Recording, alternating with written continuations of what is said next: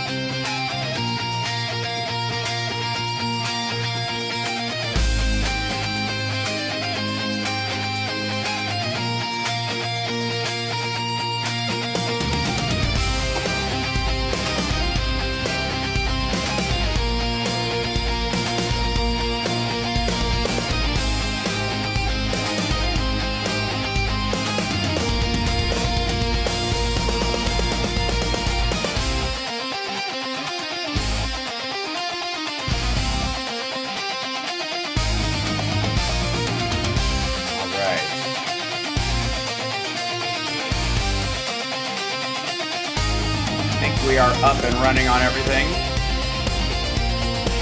as you do.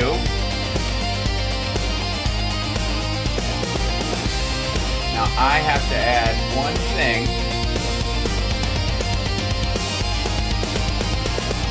I'll do it in a bit. It's okay. All right. One more thing.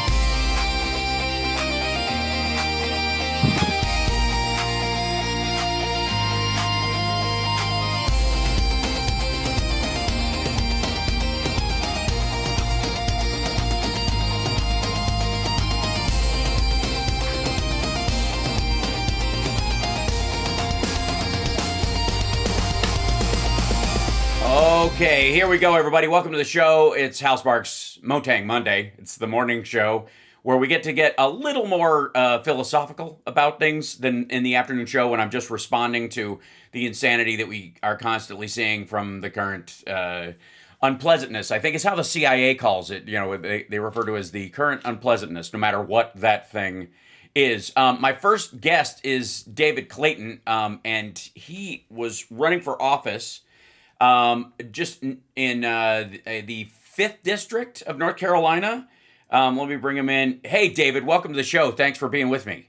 Appreciate it. Hey, Al. Thanks for having me. I appreciate you having me up. Absolutely. So you just ended your candidacy and you're putting your weight behind another candidate, kind of early in the primary season, and you're rolling over what fundraising you have done and the signatures that you've gathered, I guess, for 2028 in the same district in case it's necessary, another district if it's not, or another office if it's not? I mean, how does that work?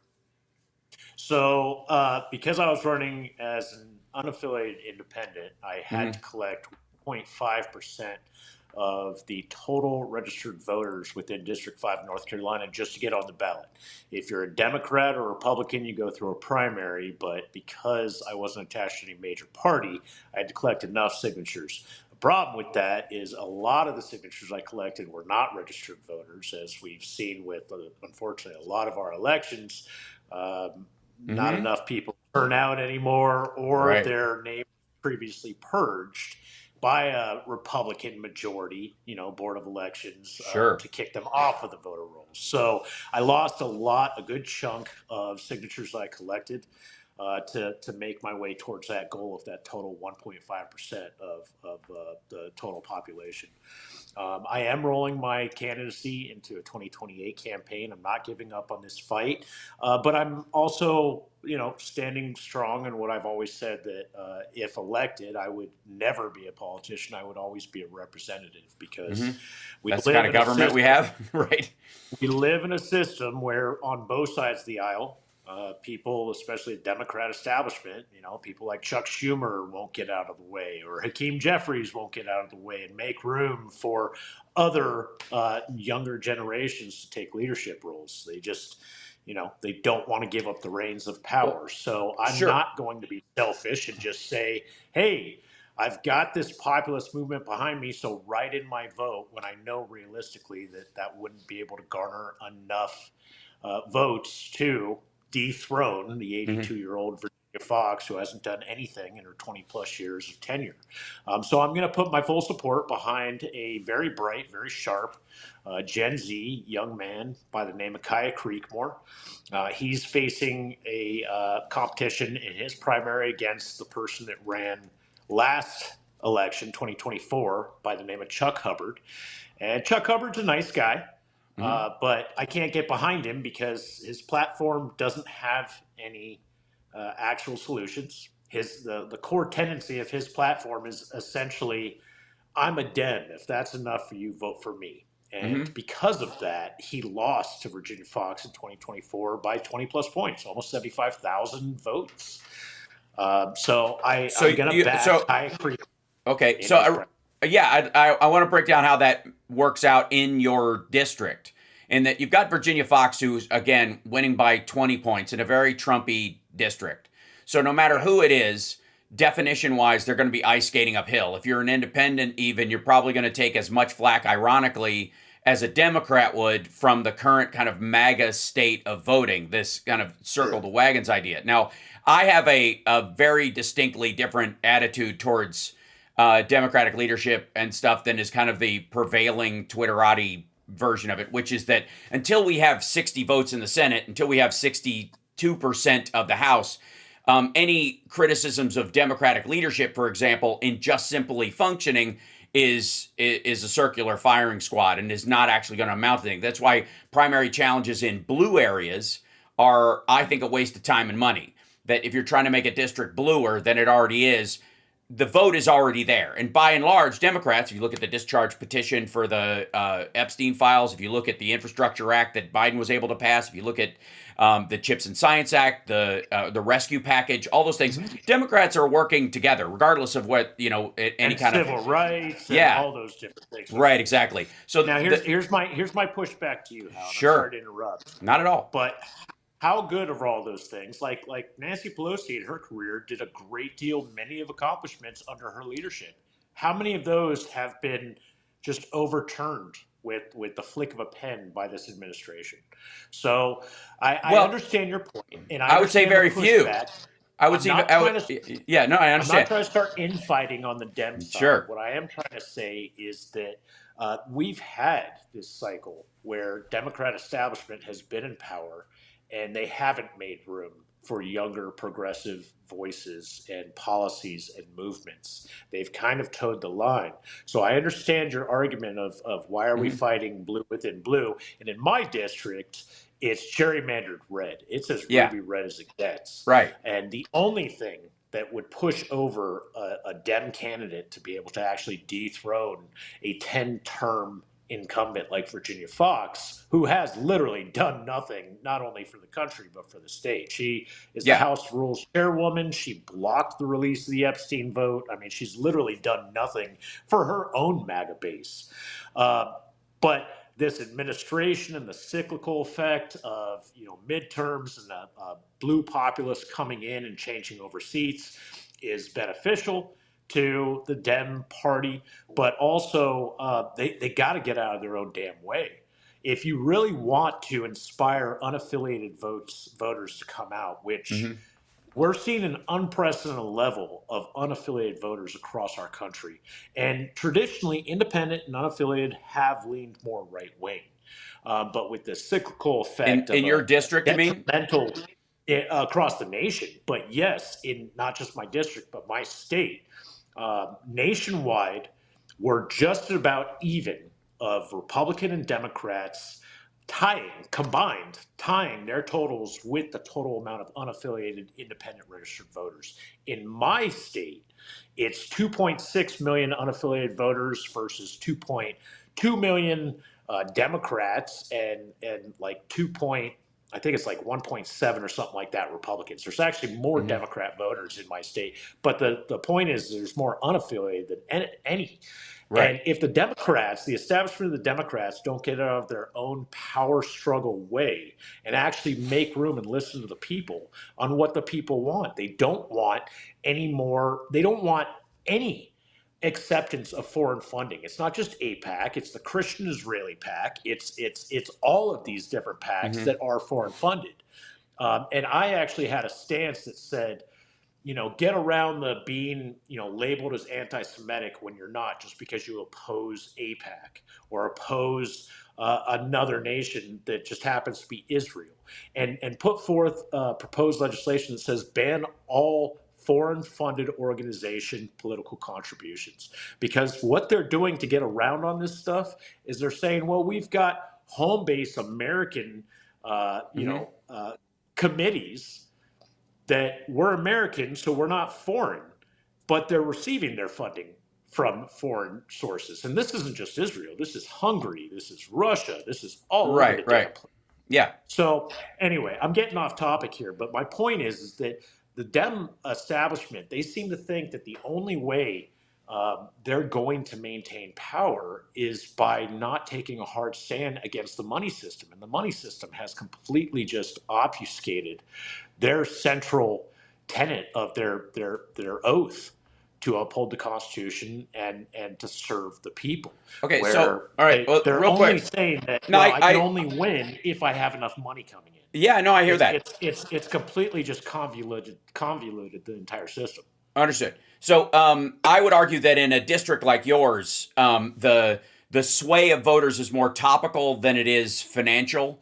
That there's no amount of money that's going to buy those independents into going one way or another in terms of TV ads, because there's such a hard D and a hard R on all the and kind of they stake out fiefdoms in very red districts, or even I would argue in Yeah. very blue districts, is that you don't feel like you have to move, and the voter themselves, as a rep, you start out by saying you go there to be a representative member of the district. Well, right now, according to you, that district feels and has felt for a very long time represented by Virginia Fox. I mean, you and I both know she's not trying to get them, financial and I wouldn't say environmental. represented. I would say it's just the plurality where they just say, well, it's a Republican, so I have to go with it. Right, but I And think not that's represented. sure, but no, I don't mean in an active sense. I mean those voters have shown up and thrown that lever for her, both Right. Republicans and the right-leaning independent structure, which I would argue is a big base of the Republican Party that left because of the Iraq War. There's a bunch of what I would call, fake George Bush independents. And Hillary and the establishment. Remember, there was a crap ton of Bernie bros that were the ultra conservatives that felt betrayed by the DNC and the DCCC, and they sided with Donald Trump of all people. They went completely the other Right, direction. which what I would, or I would argue that that's not an ideological divide. That what they were standing on, as far as their principles, weren't their principles to start with. That it was just this kind of like rebel incorporated concept of Right, I'm against right. whatever establishment for the very name Yeah. of establishment, which is a little silly because our Constitution is indeed an establishment. A functional Yeah. civilization and democracy requires established structures. And the DNC and the RNC are structured elements of those parties where they Well, can... maybe we should and the- reword establishment as corporatism then, because the Sure. Constitution is corporatism. Right, but it does, again, corporatism is an ideological word that may or may not fit with what works. I would argue right now that one of the biggest fights we have to reckon with, that democracy itself is based on, is our economic structure. And I would Yeah. argue the naturally evolved economic structure of every system, once it reads ad infinitum, ad absurdum, its direction, is a mixed economy. That there are and will always be private industry and private ideas that are born out of the individual. That every individual has an idea, and that Yeah. idea catches on or it doesn't. It reaches a groundswell. They might come up with a discovery in small teams or in individuals that a giant collective of everybody won't do. But the implementation... You're describing the purest form of free market, the purest form of freedom and liberty, which Well, we absolutely don't have. Right. Well, that's what I agree. We're never going to have, because without the implementation or the buy-in from the collective, from the larger community, from the populace of a country or an organization, it works in every size structure. A tribe, it has always been like this. Well, the buy-in, either the use and implementation of or collective effort to create, like the highway system or the dams in this country or the internet for that matter, which started out as a Socialism. well, that's the thing. Those things aren't technically socialism. They are democratic taxation acts by the buy-in of Right. of the country. So both of Right. those, and whenever you have pure free market, basically blazing inferno kind of economic systems, they die under their own weight. That's where you get arguably credit default swap collapse and that kind of stuff if Right. they're left I agree. unchecked and unregulated. And with the entirety of a socialist structure or a communist structure, the necessary early buy-in by everyone to implement anything will collapse that structure. Look at the Soviet Union. Look at arguably Mao's China. China right now is a furnace of market capitalism surrounded by an authoritarian structure, protecting it effectively. It's not communism by any stretch. So that, and you can fight the mixed economy aspect of it. You can fight that all you want, but whichever direction you end up going, eliminating all social welfare programs or eliminating, all guards on free market capitalism, as it's known, both those systems will die. That we have a naturally, and the democracy itself is the joining together, is the space in which we argue the gray areas. Anything that's not you, isn't your life, your relationships and stuff like that, and anything that affects the greater group of citizenry, and that there isn't an established idea about it already. Inalienable rights are sort of the functional structure of our legal system, separation of powers, which isn't up for argument no matter how much Donald Trump wishes it was. That area has to be worked out in Congress. That's where that is. That's really where our democracy... Where's the current checks and balances with Congress even upholding the basic laws that we've got on the books? Well, we're not approaching a constitutional crisis. We're in the midst of one, and I'm sure historians later down the line will point out, and people much smarter than myself will point out solutions to avoid this from ever happening again. But we are in the midst of a full-blown constitutional crisis where we effectively don't have actual checks and balances. Sure, we're getting some sprinkled in here and there, like the Supreme Court just did on the tariffs. But that kind of feels like crumbs in the grand scheme of things as far as the checks and balances system with everything that's going on, because look what Trump is doing with the tariffs right now. He's just saying completely read what he wanted to read from the conclusion of the Supreme Court ruling, and he's going to impose other statutes of tariffs going out, regardless if they're only for 150 days and then they need congressional approval. And then you've got this Republican majority under a completely bent knee, pledging loyalist and allegiance system to Donald Trump, like Mike Johnson. And people like Virginia Fox, the checks and balances is completely out the window. You got people like RFK Jr. treating the White House like it's a weekend getaway in Vegas to go swimming at the White House pool. You've got people like Kash Patel getting drunk with the hockey team, flying across the world on a private jet to get drunk with the hockey team and then make misogynistic jokes with the commander-in-chief about the women's hockey team. I hope the women's hockey team snubs that invite and says fuck you, pardon my French to your viewers, to all the men's hockey players that are giddy over the invite of Donald Trump on the phone like they just got invited to the fucking island. I mean, what is great about the United States of America anymore? I love my country. I've dedicated my life to helping give aid and support to those that have lost friends and family and sacrificed and given all for this country, our nation's veterans. Whereas everyone in Washington, D.C. says they support the troops and love our veterans and don't lift a fucking finger to help a single damn one of them.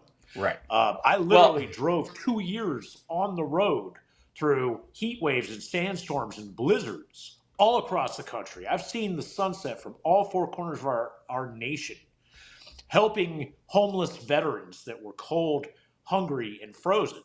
And I'm just a regular schmuck American citizen. What For someone who Hmm. actually loves this country, what is so fucking great about chanting USA, USA today? Oh, I would argue With how we're that it behaving, both home and abroad, with how we're behaving, what is so great about this nation today? well, I would argue that you're I'm not. sorry, No, I'm angry, but I dude, I completely understand. That's why I seek to channel that anger into a functional result, as much as I can on here, because I've always said that if you're ever confronted by a decision that you believe is the lesser of two evils, choose less evil. right. That every change that matters, including, by the way, the negative ones like the takeover of the Supreme Court by the Republicans, the use of The appellate gerrymandering and other. court. Yep. That was incremental progress. While we were looking for He did that in the revolutionary, first term, yeah. well, I would argue that was started under Bush one, because Yeah, I there's a agree. reason why Bill Barr was a continuous force Right. throughout those I administrations, agree. because he And believes in this. Pompeo. Yeah, in the supreme executive,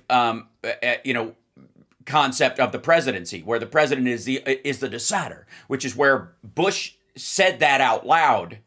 Where Right. the reason he said that is because in these little powwows they were having, that's the goal, is that ultimately Congress is cowed out of by fear of violence, which I think is partly where they are, or ideological cowing by through primarying into such a situation where red districts are blazing red, and which, by Right. the way, has a tipping point as well. That is one of the Right. areas where Democrats and independents can move into these areas.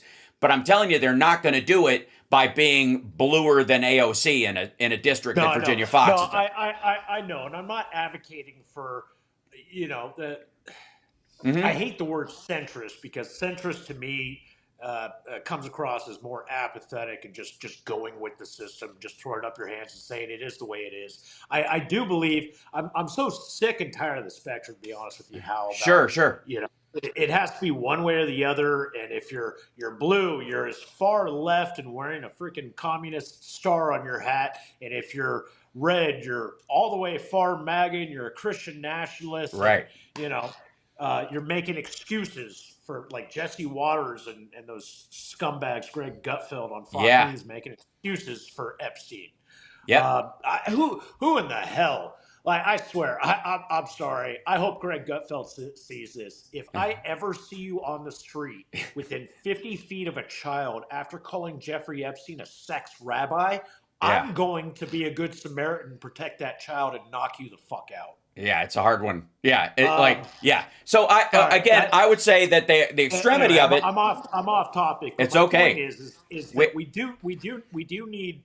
I wouldn't say centrist because I don't like the description of that word. We do need yep. rational thought and common sense, legislative and governing, and going one too far one way or the other does not get things done. All it does is Mm-hmm. just It becomes put up this tribal. roadblock of absolutism, of my way or no way, both on the MAGA side or on the far leftist side. Mm-hmm. And I agree. You can't have just, especially in ruby red districts, just say, hey, I've got this candidate that's AOC on steroids coming in because that ruby red district won't want to vote for them. They'll actually be polarized more to Mm-hmm. continue voting red Right. even of obtuse ignorance, thinking like, well, I'm just not going to vote for that person. Mm-hmm. You do need common sense principle. And my objection to the establishment on the Dem side to getting out of the way is it doesn't have to be all far one side or another to try to inspire like the unaffiliated independents in gerrymandered districts. Prime example. Okay. Anderson Clayton of the DNC of North Carolina would not back me, won't even talk to me for a good reason because I'm not a Dem anymore, even though I voted lifelong Dem and I'm an Right. independent and I was running as an independent. But I had a better shot if I'd collected the signatures of defeating Virginia Fox than even the person that I'm endorsing, Kaya Creekmore or Chuck Hubbard of the Democrat Party, because of the polarization.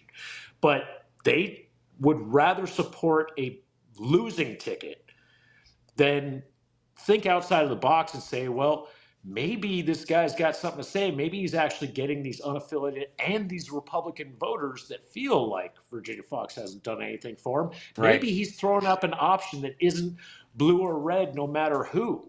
and it's like, hey, this guy wants to be a representative for the actual people. So throw up ads and shit saying like, hey, you remember when all of y'all in Western North Carolina complained that Biden wasn't doing enough with FEMA for Hurricane Helene? Well, Virginia Fox just backed Trump's decision on blocking FEMA extension Mm-hmm. resources 2 times last year and posed for another third denial this year. Mm-hmm. Virginia Fox locked a frontage road gates on people fleeing for their lives down the mountainside from Hurricane Helene that were presumably MAGA Republican Oh yeah. voters because they came within eyesight of her property. These people don't care about you. How much more do you need to see this? So throw out ads and shit like that so that they can see that instead of just, my name's Chuck Hubbard. I'm endorsed by the DNC and I'm a Dem. If that's not enough for you, please vote for me, because that will always fail. You need to. Here's the hard So. fact. Here's the hard fact is that a lot of these MAGA people and these Republican people, they Uh-huh. live amongst us. They're not going anywhere. Yep. So there is credence in saying build a bigger tent and open up to them to prove to them that you will be a representative for them too, because they don't give a shit about the registered Democrats or the unaffiliated. They only care what you can do for them. So tell them that you actually want, even if we disagree on things, want to make their life better. Tell them Right. that we will help you rebuild from Hurricane Helene. You're not a peasant and I'm not a lord. If you're in an emergency situation trying to flee from a natural disaster like Helene, I'm not just going to unlock the frontage road gate so you can seek safety. I'm going to open my front door and say, are all of you okay? And there needs to be a clear messaging on defining that and saying, just because we disagree about political ideology doesn't mean I don't care about you because you're my Right. fellow American. Yeah. Well, And the I would. DNC establishment is not doing that. They are only messaging towards Democrats that they've already won over their vote. And that's why I say we need these younger candidates on the Dem side that are challenging the establishment, that say, hey, stop only sending ads out to the people you've already won. All you're doing is sending an ad for a Chevy of somebody that bought a Chevy 2 weeks ago and they're happy with it. Right. Stop reinforcing and grow your base.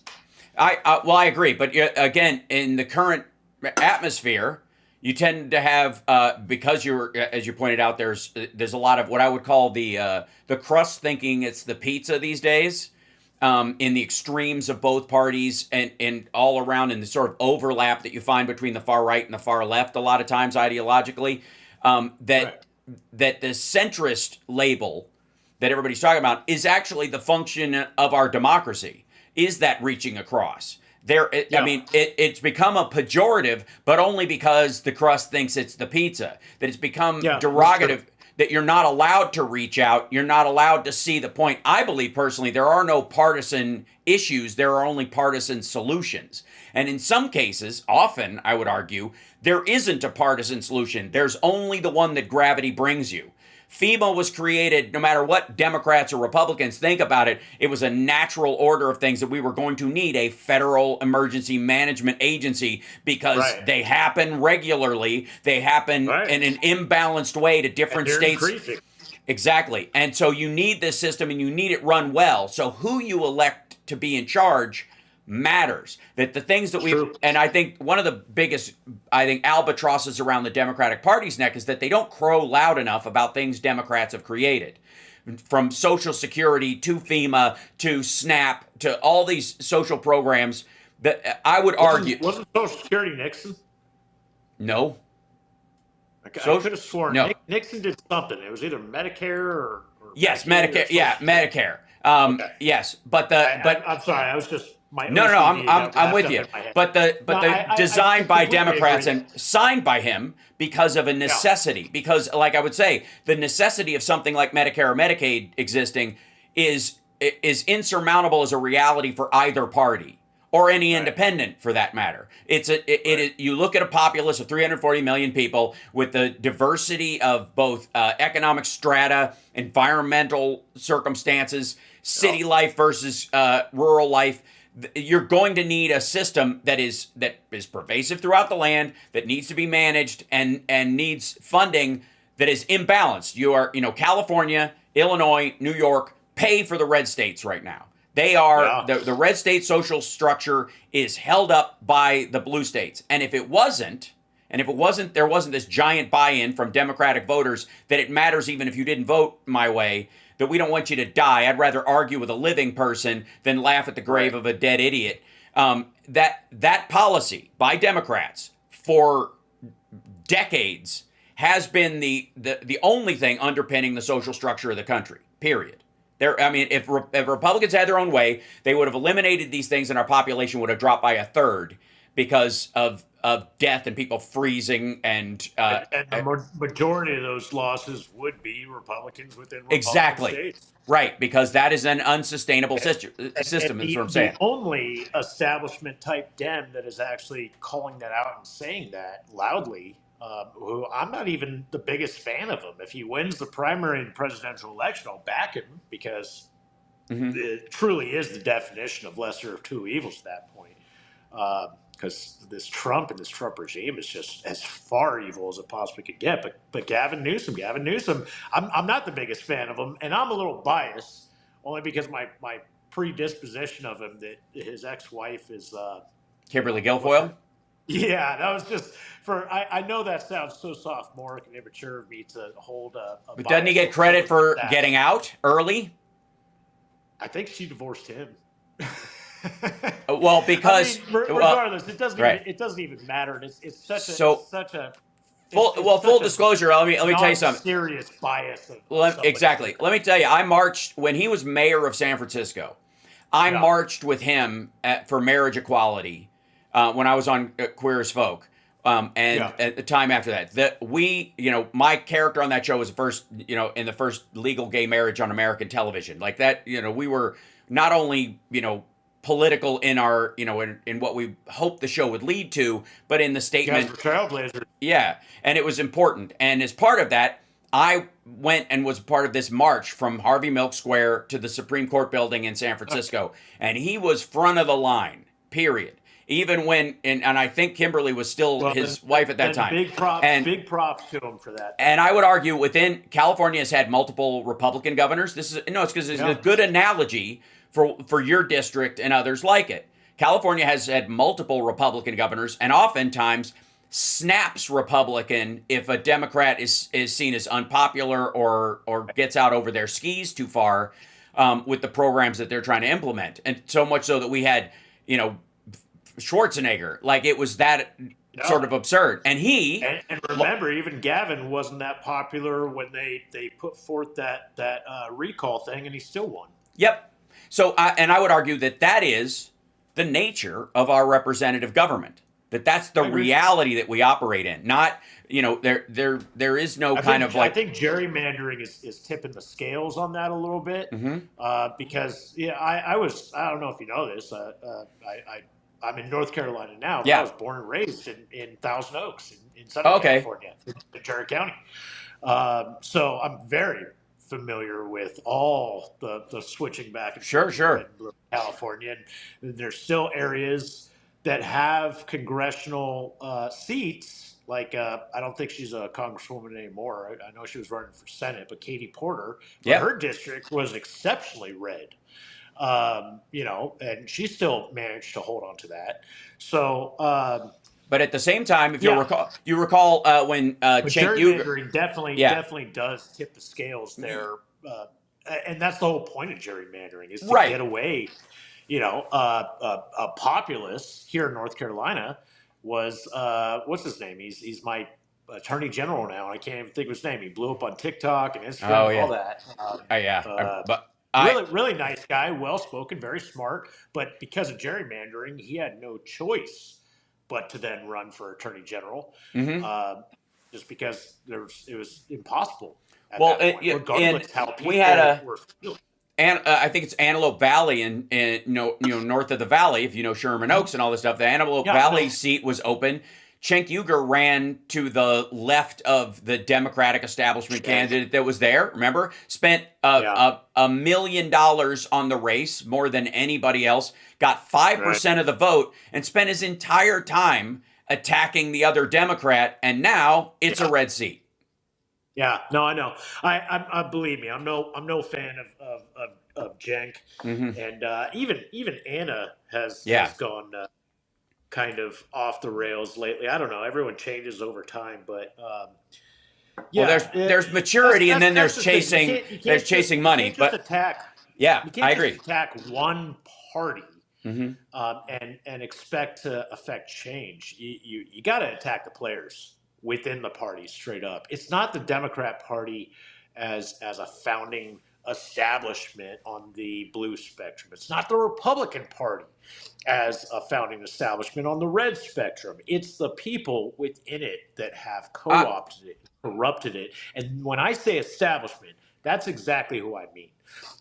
If you attack, like Chuck Schumer, he mhm. is a sellout to Israel. We can abide by our treaties. We could send them all the air defense in the world to protect them from Hamas and their little sugar rockets that they're constantly firing onto the innocent people of Israel. We don't need to dedicate our lives to sending them 3,000-pound JDAMs every other month.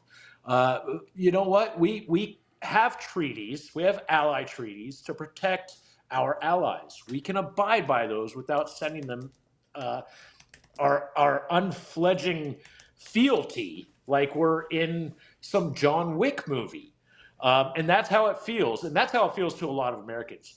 People like Chuck Schumer, when he is constantly saying things, and Lindsey Graham on the red side, that are pledging fealty above the interest first to our country, there's a problem. So you can't attack people within the party without attacking the entire party. And I think it's become Yeah, convoluted.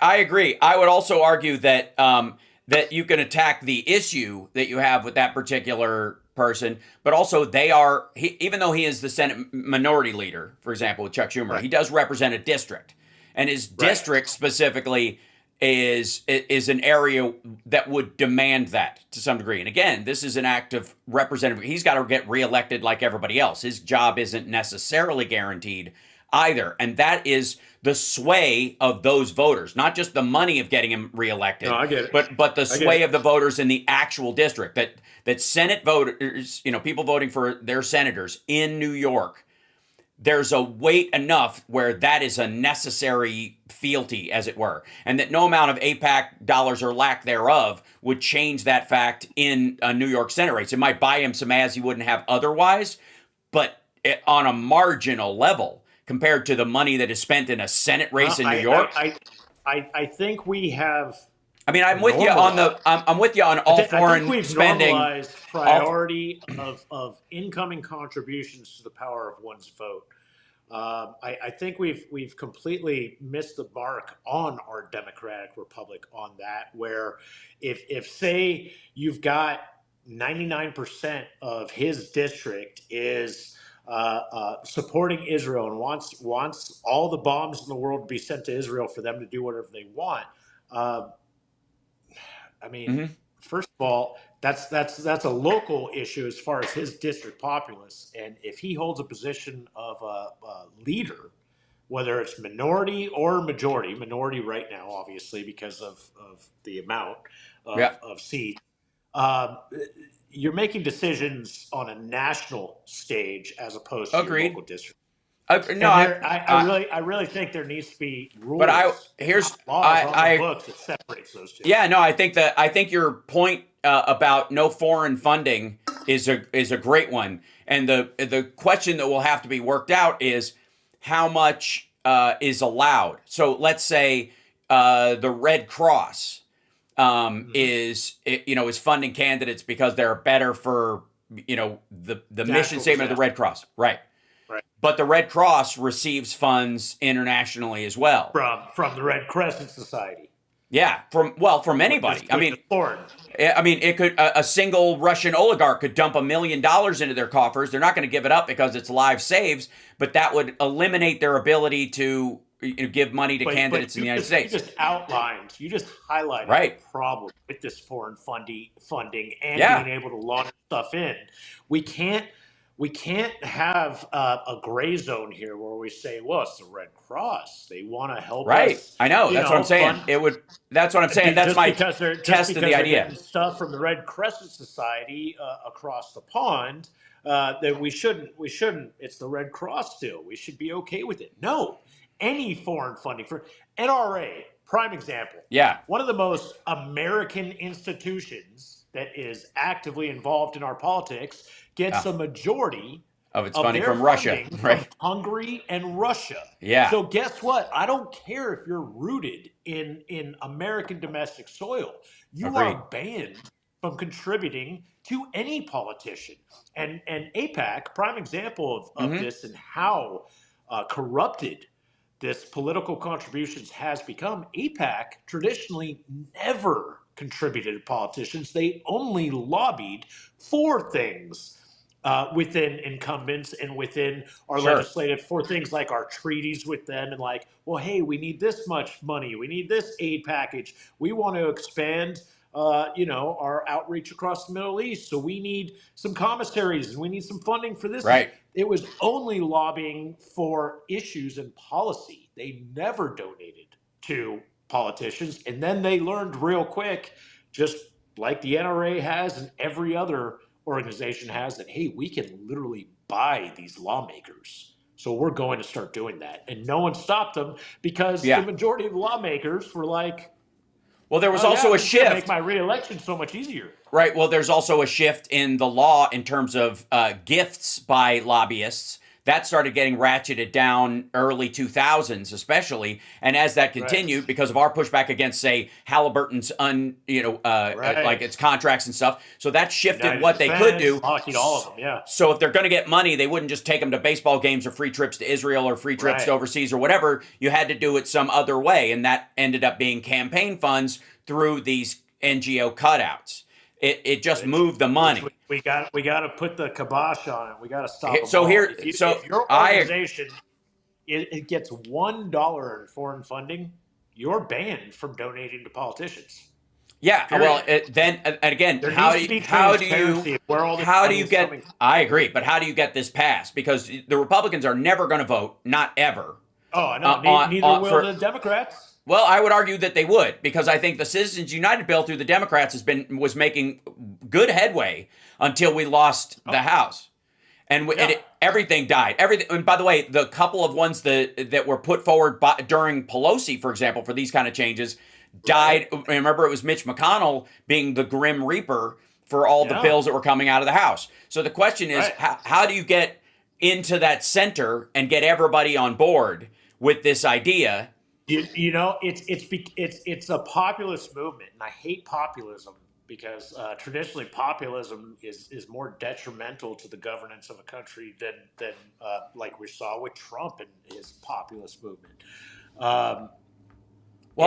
Define populist for me in terms of this, because so let's start with the parties. So you were saying it's tough, go ahead. Because it's we are seeing a trend where you've got representatives like Magaziner siding with.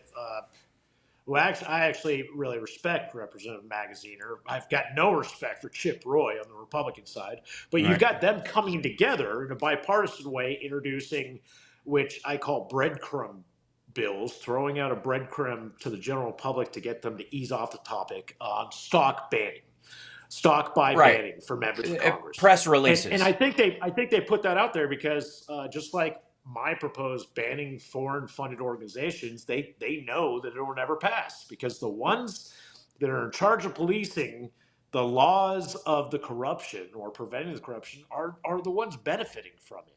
So we're really up against a wall here. And I understand your argument that you got here's my thing. We need to clearly define, without kind of blanketing, that if you call out anyone on the Democrat side, that it's a blanket attack on all the Democrats. Like I said earlier, you can call out the individuals that are responsible just as much as the lifelong responsible party of the Republicans on the other side.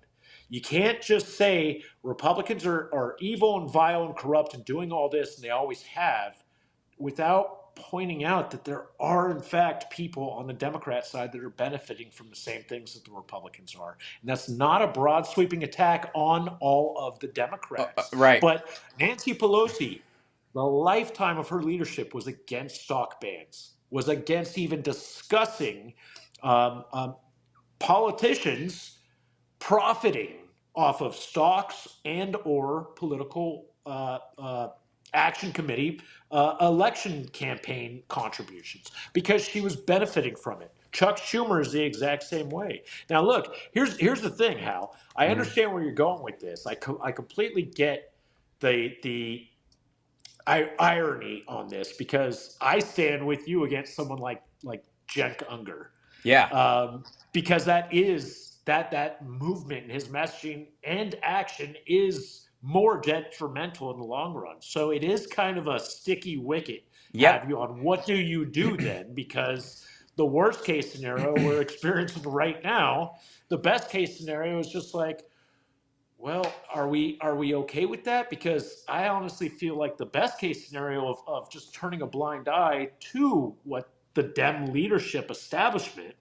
I'm talking about the powers that be at the top of the DNC because Ken Martin is just like the last guy. It's new boss, same as the last boss.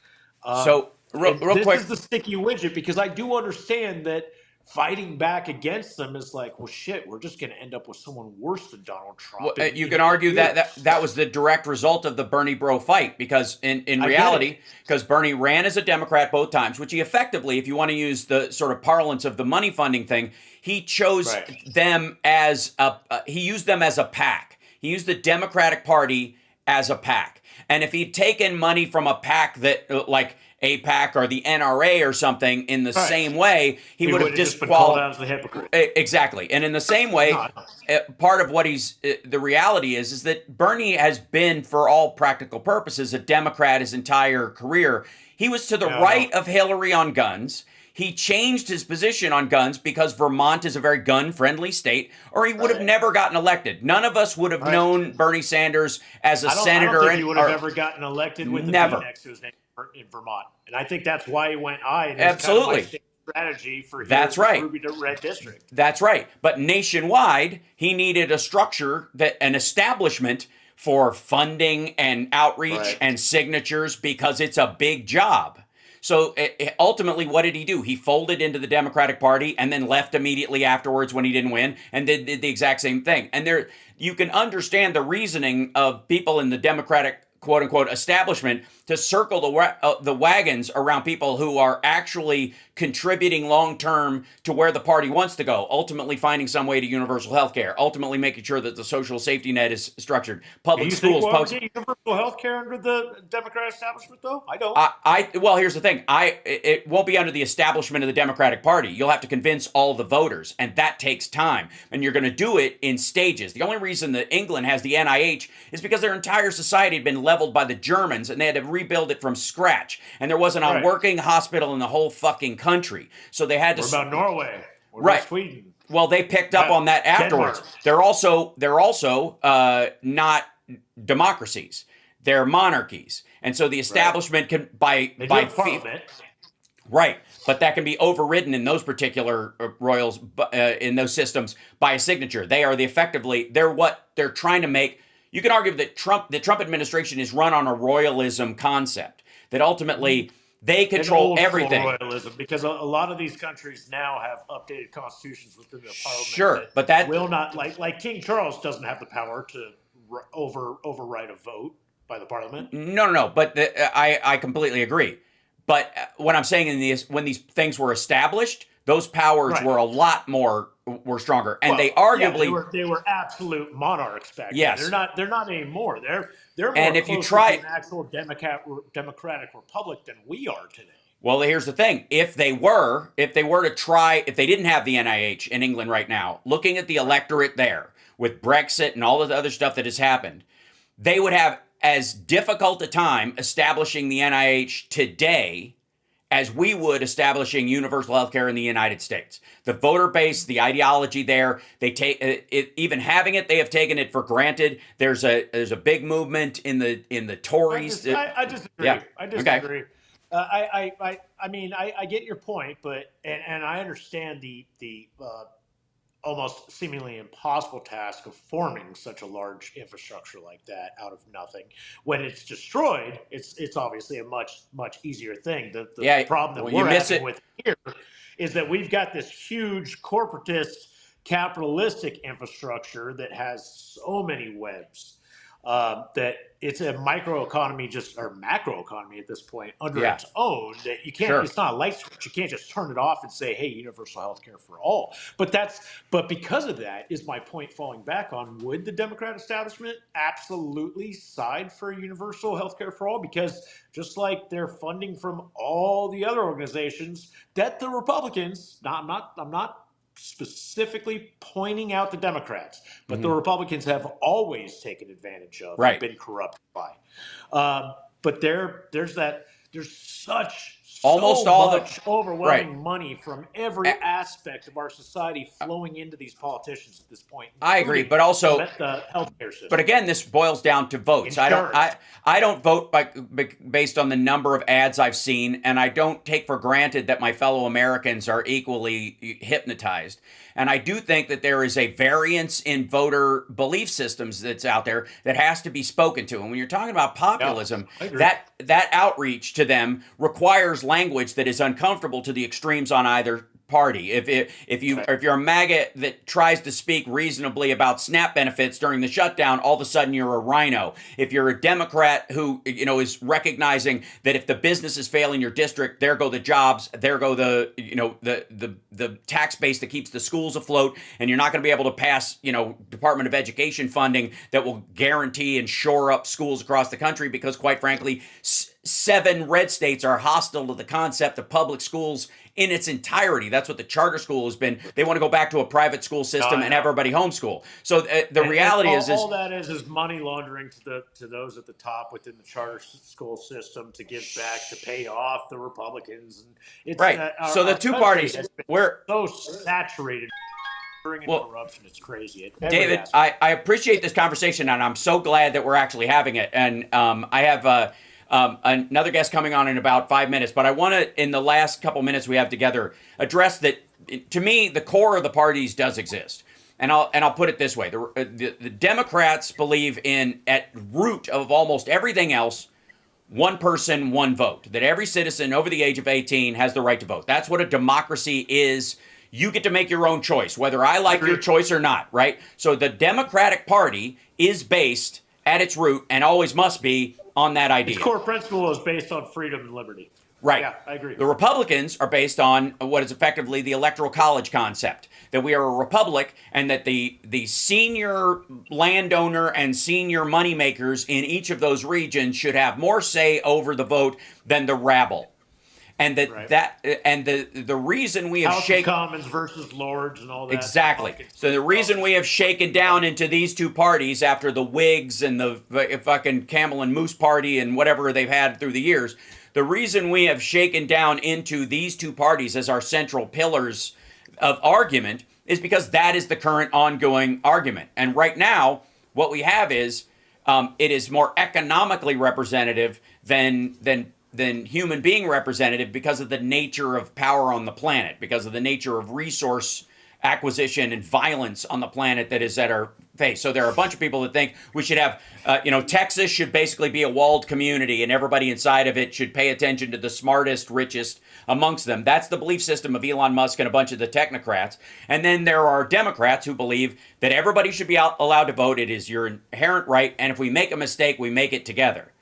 And that, I understand, and I agree with that.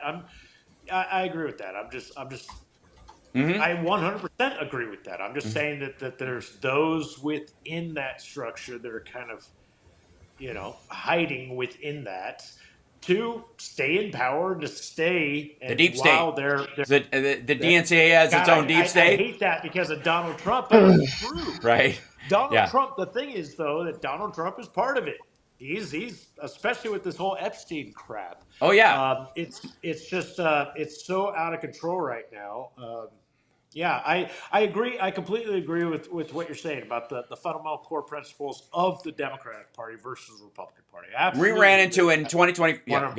2024, But we ran into the a thing is, lesser of. there's people using both parties for their own self gain, and they have been for decades upon decades upon decades. I agree. And I think one party is self-correctable within its framework, and the other is not, because it is designed as it's structured to be hierarchical and borderline religious in its function, whereas Democrats aren't. Republican Party. And Democrats have a shot I at agree. actually doing that. And the other party is just written off. And in a lesser of two evils situation, which we ran into, where people were saying the same thing when Biden ran against Trump, and the same thing when Harris went against Trump, that this is a lesser of two evils situation, the drop-off between the key evil in this circumstance. We both times we had a candidate who had never been to Epstein's Island, believed in some form of universal health care, at least stepping stoning it from the ACA to single payer. Right. I'm not an idiot. Right. I voted for Harris. And you know what? I would vote for her again. I mean, it's just the most basic common sense of whether you like her laugh, or you like her policies, or you like her past voting record. She's her a judgment. She's a problem. Her judgment would be decent, and he is a self-aggrandizing royalist crank. Oh yeah, who is going. He has made not only our nation but the entire world more unstable. Yep. And on the verge of catastrophe than ever before. She would have been boring as hell, and I think the general American public missed a time where governance and politics was boring. I agree. And it shouldn't be the main thing. You shouldn't have to white knuckle your government every time you wake up and see what the hell's gone to shit overnight. Yeah. And I think we are moving towards that, and that's where 2028, it will be contentious around which Democrat's going to be in the front, because they know that that's what they will be running on primarily. I know that the establishment, or the powers that be at the DNC or DCCC, or the party leaders that are currently serving office roles have already put their support behind Gavin Newsom. I mean, I'm a realist. I know that he is going to be the candidate even before the primary is concluded. I'm sorry, but that's where we're at right now. I think we're seeing some. I will support him, and I will vote for him. But I also know that Donald Trump is not going to leave. Right, but I'm not. Realist. He's not going to leave. He's going to leave on a gurney. He's going to say that a primary was falsified for Gavin Newsom and that he won unfairly. Then he's going to say that Gavin Newsom didn't get any of the votes in the general election. Like, I don't think people are understanding the severity of where we're at right now, that 2028 is not going to be a normal show up to your polls and vote.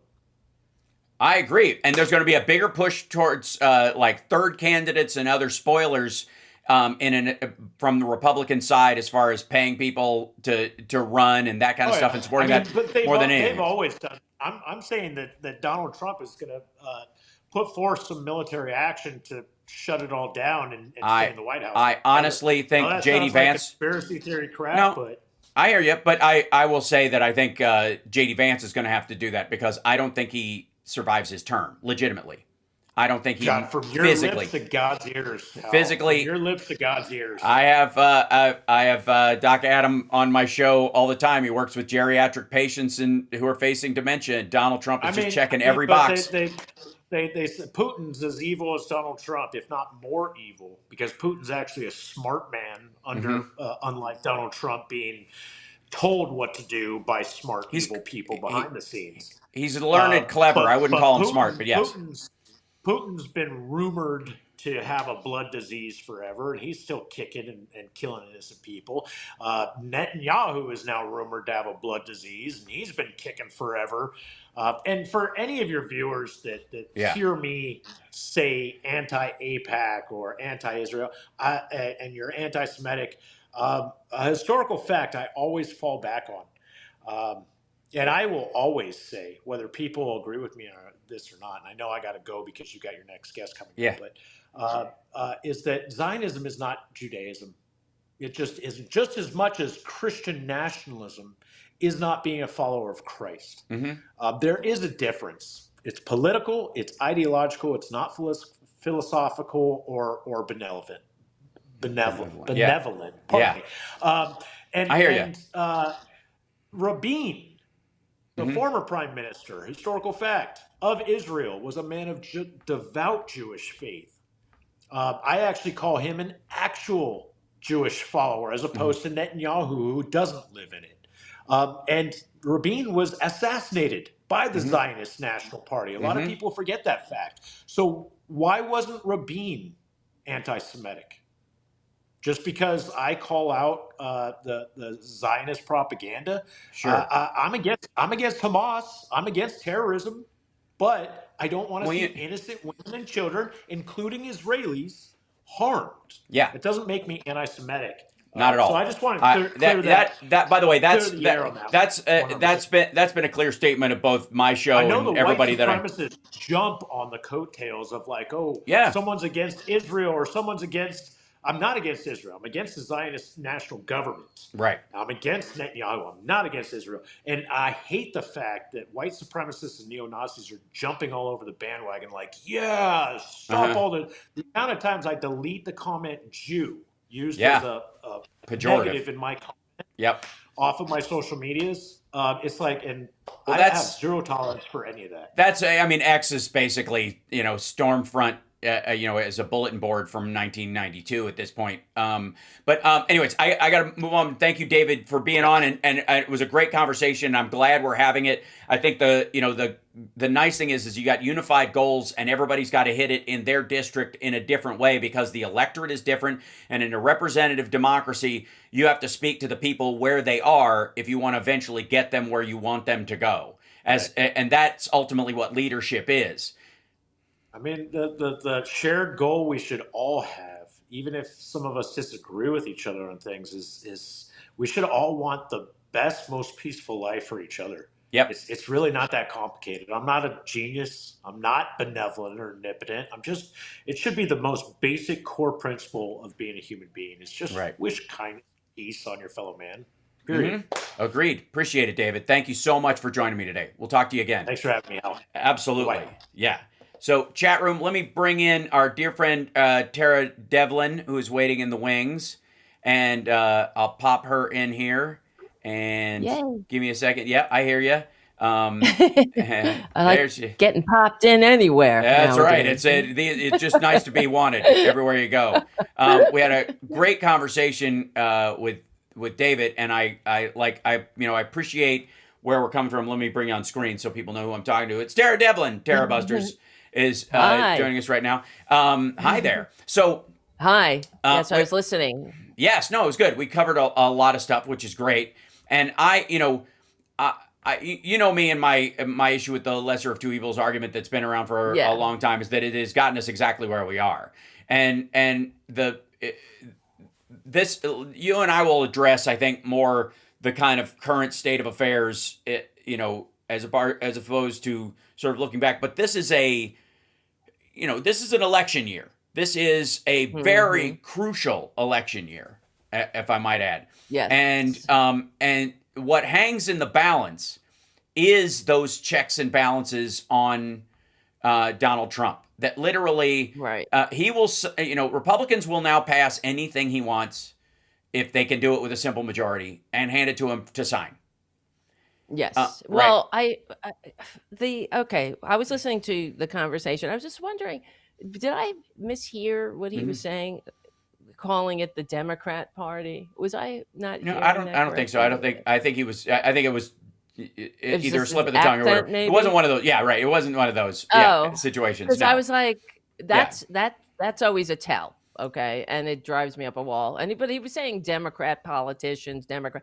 It's Democratic, right? Because that's the essence of the party. That's exactly. That's what that's the part that I kind of regularly articulate. We do, we deal with that in that regard.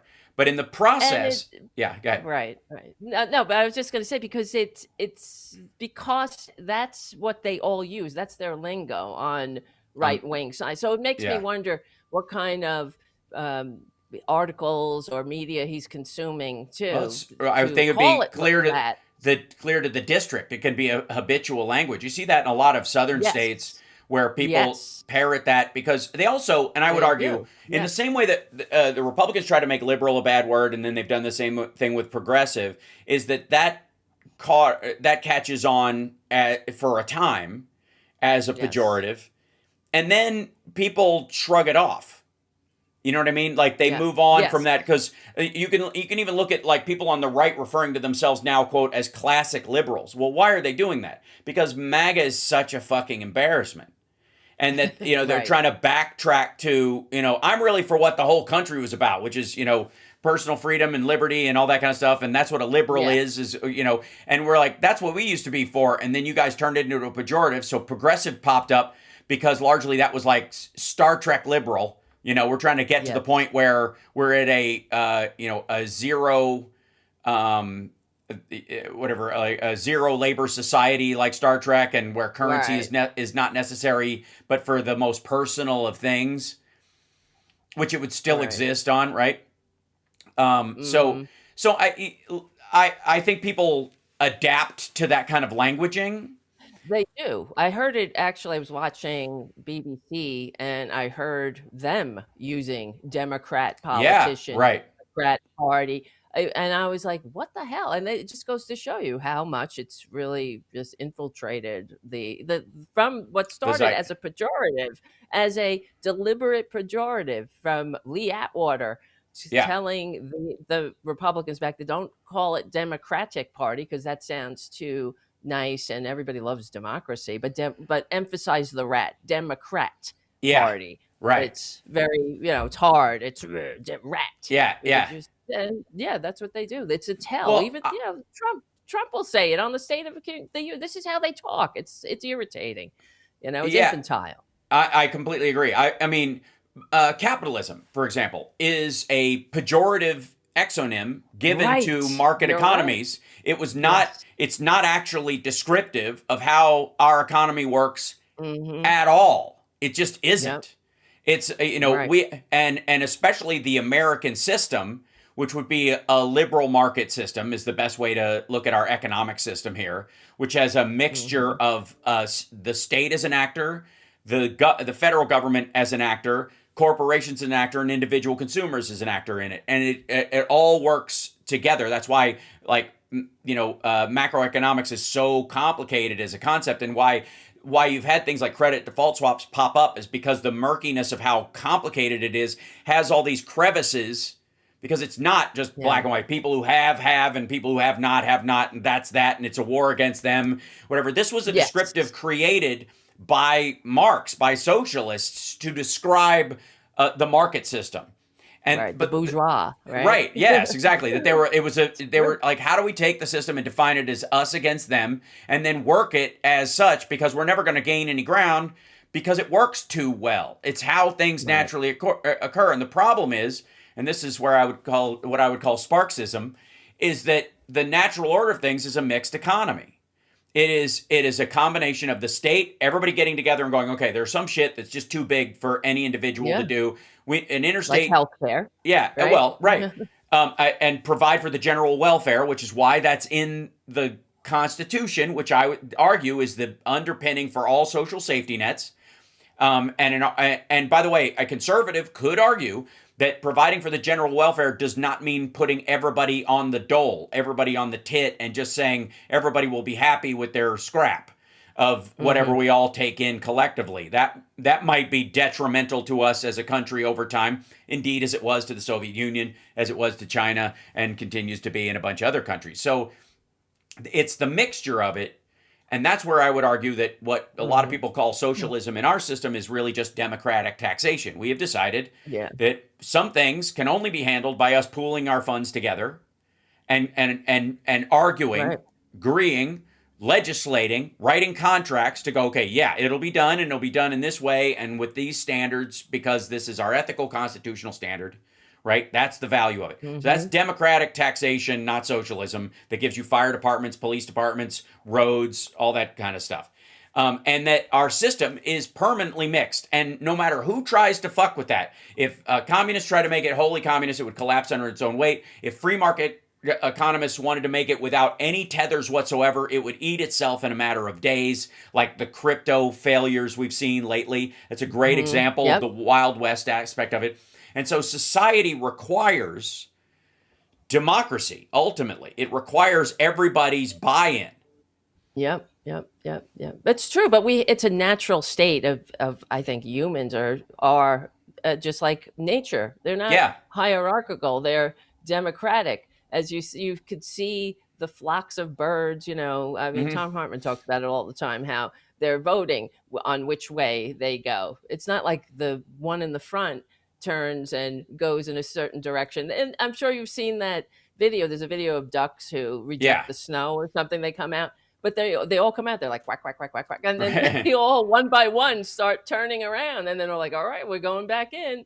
Right? Right. We're not. We vote to not go into the snow. So, but human beings are interdependent. We're interconnected. Right. We need each other. That's why we form governments. And all this. The billionaires to me, and Hmm. are just a symptom of the broken system. And Hmm. then when we have gig workers, like you're talking about capitalism, gig workers calling themselves capitalists, things like that. They're not capitalists. Right. They're You're the a participant in the closer to market a economy.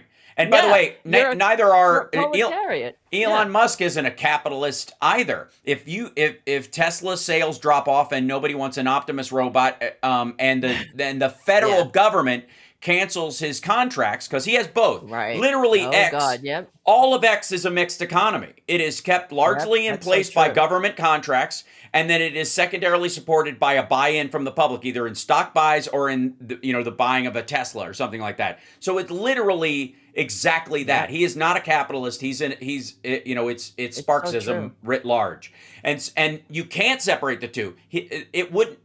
I mean, first of all, if Obama hadn't put in the funding for electric cars into the rescue package, none of us would know or give a shit about Yeah. Elon Musk. He'd be a footnote. He'd be under Peter Thiel and JD Vance as a relative Oh God. nobody as far as the public, right? He would have made money on PayPal, but that would have kind of been that. Yep. Tesla would have been a Right. failed hobby by another rich dude.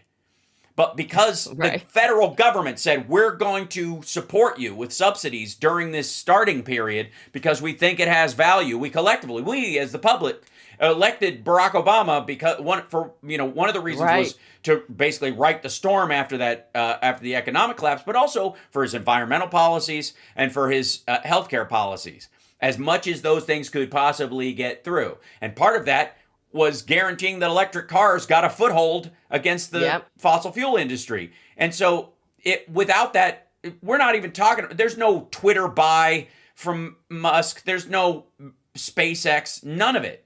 Oh yeah, yeah. Well, I mean, Elon Musk is a grifter. That the fact that Obama bought into his grift, or he one of the early adopters of the grift. All he had to do was like, oh, we're going to Mars. We're gonna have Solar City, right? He's not a genius. He was born on third base. He took his trust fund and he parlayed that into another grift called, what was it? Zip something, zip. In the early Oh, days of the internet, yeah, pre something PayPal, zip one. right? Yeah, Yeah, it was like, but it was a search engine, really. it was yeah. it was the yellow pages online. That's what he did. And Mhm. he built a a giant casing around a regular Windows computer, and he invited all these investors in during the internet boom. So Yeah, they all had FOMA.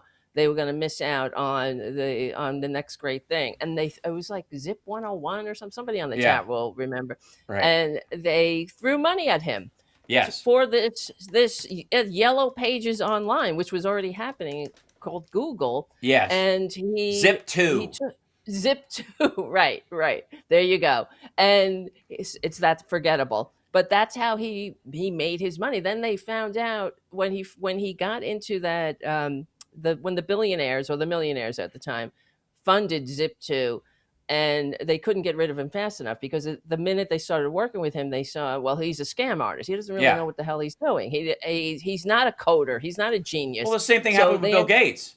Bill yeah, Gates yeah. Bill Oh Gates well. bought QDOS for Mm, $50 from a dude in his dorm and sold it, wow. Yeah. effectively, as DOS, as because QDOS was Wow. quick and dirty operating system. That's what QDOS stood for. So Mm, it still mm, stands for mm. dirty operating system right now, which is Wow. hilarious. But it was the original OS for Right. what would become Windows based, Microsoft based computers, right? The coding language for it. So okay, there are a couple of things. One is, as far as Obama falling for it, the solar company, he was basically sucking up these companies. The people who were actually running these companies, the guys who started Tesla, the actual founders and creators who were Yes. putting it in the Lotus and all that kind of stuff, were trying a different approach than every like smart car looking ugly version of things. They were trying to get a buy-in from, make it aspirational instead of like an Right. apology to the environment, which is how all environmental movements have died. Yeah. When Yeah. they Sure. is because they don't become aspirational. When they work, they become aspirational, either socially or economically. Right. But when they aren't, when you're just apologizing to Mother Nature all the time, you look like a That's wuss, so and true. nobody Yeah. wants it. And that's what all the electric cars looked like initially. They look the same thing with. That's why the Taurus was such an embarrassing new version of the sedan. We'll streamline the exact same gas car so we can shave off $1 of gasoline a month, and Right. because we're apologizing to Mother Nature by driving this kind of like thing that looks like a circus peanut or whatever, just like foam. So, but the guys who were involved in the company in Tesla, they were actually running it and actually developing it and looking to where they could Yes. how they could create this. He was the salesperson, but they were the actual ones doing the work. And if you looked at Tesla as a company with this government funding, they absolutely had the ability to become everything they could possibly be, and not because of ideas in Elon Musk's head, but because of the No. designers themselves and everybody who was working on the team. And you could afford to bring in even better designers, buy some people over who were kicked away from GM and shit, which is what they did, and start, building that out. And it was the only way you were going to do it, because there were no electric car company dudes selling a brand new idea that weren't blazingly full Yeah. of shit, that weren't new car salesmen in their own way. It just is part and parcel to it. And the same thing is true of like commercial space travel. He might have cracked the egg on it, but like basically, if Boeing hadn't fallen behind, which was initially, if you want to talk about like who was bullshitting who, you could argue that X and Boeing have both been bullshitting NASA left and right, to the point where Bezos is more than likely going to sweep around the outside and deliver more of the back and forth that you'll see on a commercial level than anything else. They're launching Leo this year, which is the Starlink competitor that Amazon is putting forward. Okay. Yeah, That's good. yeah, right, exactly. And again, if you want to talk Because about lesser, I hate Musk. I hate right, him. I think he needs to be excised from our body politic right, at every way. And he's like a cancer. They all are. it's All these billionaires. Well, right, I mean, I just did a whole. I'm sure you saw. yeah, What's his name? Peter Thiel yeah, did another talk where he was quoting Carl Schmidt, mm-hmm, and just casually quoting Carl Schmidt, a mm-hmm, Nazi, yeah, not just a Nazi admirer, a Nazi, and who gave intellectual cover to the Nazis to destroy the Weimar Republic, and he's out there just quoting that. No, and there's has a whole audience of young people peppering him with questions like he is another genius. Like, we have to stop separate. We have to start separating the notion that billionaires are geniuses. They're not. I mean, some of them are, I'm sure, right. but not this crap. That No.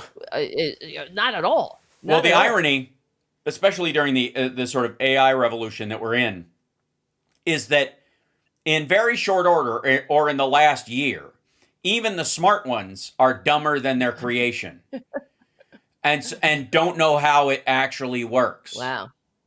Sam Yeah. Altman, all the Right. guys who were actually involved in some of the early coding in AI specifically, the people at Anthropic, who are, I think, kind of the best at as far as ethics in their company. That's why they're having a fight with the DoD right now, or the DOW, as it were, and why Pete Hegseth wants to kick them to the curb, because they have limitations on what you can use their AI for.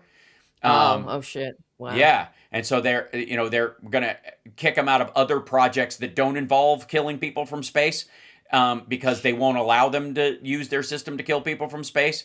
That's Yeah. sick. Yeah. So Anthropic, those guys, even as they are aware of the potential of what they have. By the way, Tara Develin, Terra Busters, is it Tuesdays and Fridays, or what's your current show? Well, yes, and Tuesdays, Thursdays, and Fridays Oh, now. So nice. yes, we got another show. We All threw right. another show in See, there. it's Yeah. the disease is spreading. Uh-huh.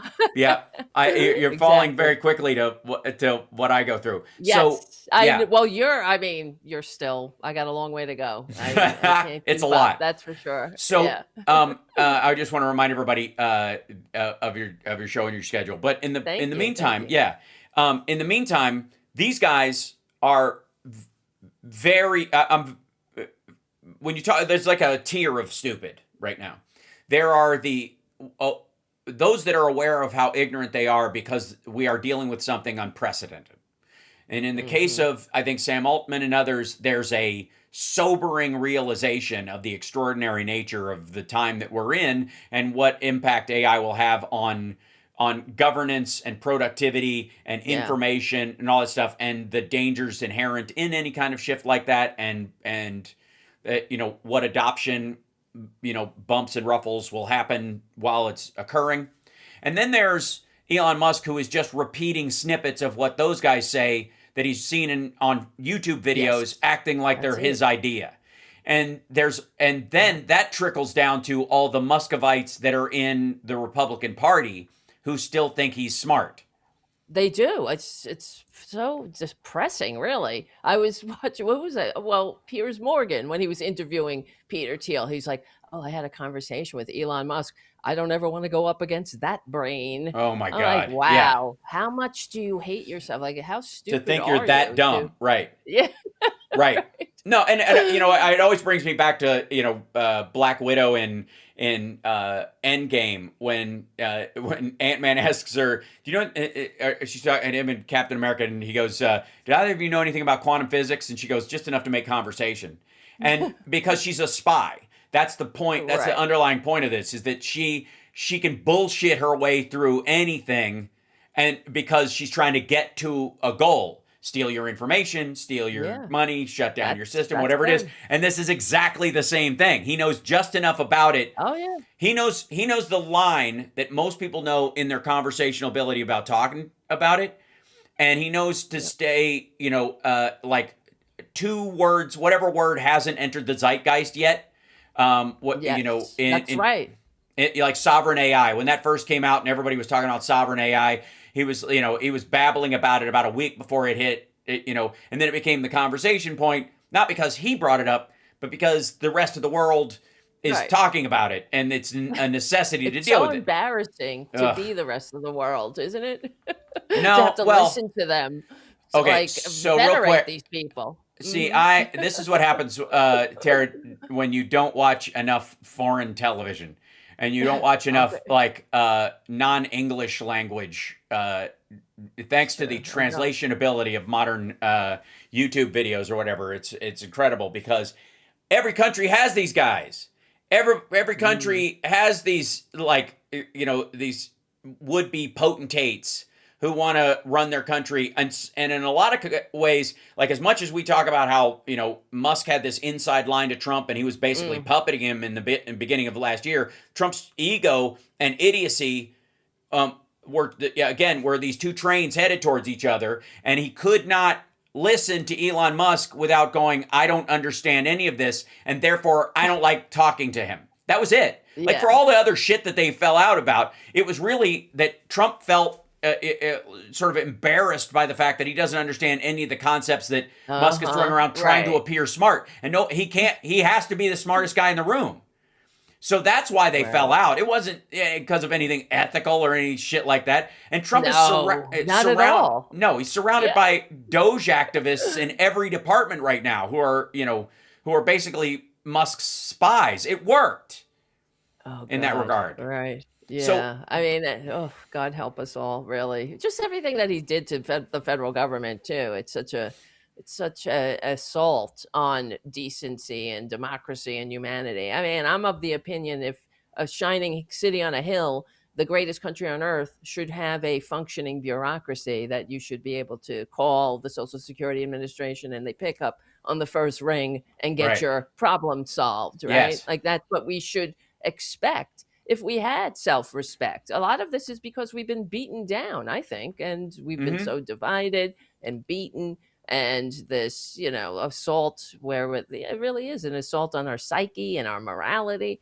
I hope, and you do give me hope too, because you've said after this, when this era is over, we hope that the investment, that it will just open up such a boom in the other direction. So I hope so. I do hope so. I really do. I got to tell you, in terms of AI and automation, it is a self-fulfilling prophecy that they're all aware of. One of the biggest reasons why there's a huge money grab going on is so that these guys can build bunkers in case everything goes to shit. Right. But they don't care if these giant, if AI figures out a way without any help from them to operate on less energy and doesn't need giant data centers to be as functional as most people would need it. That all this money will just get thrown down the toilet building these giant warehouses full of servers that will be effectively useless and draw way too much. For what reason, though? I mean, you know a lot about this. No, definitely more than me, but I just saw Elon Musk recently. I mean, they don't give a shit if people lose their jobs, if economies are decimated. This is to them a natural state of affairs. Like, it will all shake out in the wash eventually, right? Well, with them at the yes. top. Well, but there is no top. There's the problem with this, that it is ultimately, AI at its root is a great equalizer. And the only thing that will matter at some point is availability of resources and agreement on what gets used. And the issue that they're up against is that they have no control over those primary resources, so, and nor will they at any point, because no countries, well, I would say no country. Some countries will certainly give over their resources to whatever billionaire rolls in there. But there are a bunch of countries like the United States that, unfortunately for them, have this this sort of like baseline of a populace that is like, no, you can't just have all my shit. Whether it's pry my gun from my cold dead hands, or or power to the people, whatever your kind of direction is in that, it's still going to be something that is difficult for them to sort of usurp these things. Also, at what point, when you reach a zero effort labor system, which is what they're aiming towards, what's your justification for the price on anything? So the economy will collapse not under the fact that nobody has a job anymore, but that nothing that's made with this level of automation is worth any more than the resources used to make it, the raw materials. Even the extraction of the raw materials will be done that way. And so it's not going to happen super fast. And but that is the declination of this historical arc that we're on. In the same way that, and we've been on it forever. We used to fucking go watch Conan. In the beginning of Conan, when how does he get strong? They kidnap him as a child, make him a child slave, and tie him to a wheel that's a stone grinder, and he just does it till he's 20. Like, he's all buff. Yeah, right. He's the only survivor. Well, the rest of them all die. He's the one who just keeps pushing because he's so angry because they break his body down. Because Thulsa Doom cut his mom's head off. And you took my father's sword. You killed my people. That whole part, right? So that's what drove him to keep pushing, right? And it's a good story. Anyways, point is that's how shit used to be made.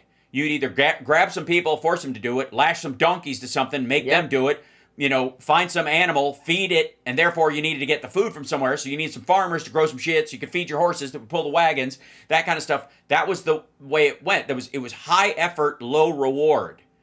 Now, we have moved as a society continually, forever, even though people forget how kind of easy we've got it, and Republicans particularly forget, because they sort of They clamor for this old West idea that they're, as a homesteader, and I'll just take what I want, and me and my gun on the fucking plains. You're like, asshole, what happens when somebody poisons your well while you're asleep? Who are you going to shoot? Exactly. What the fuck are you going to do? Right.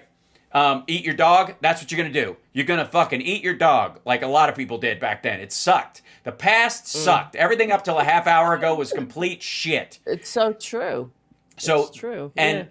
and what these guys are, the industrial guys, the Ford and others who were creating these, assembly lines, these guys were not putting themselves out of a job. They had no interest in hammering steel and welding and screwing vehicles together and attaching hoses.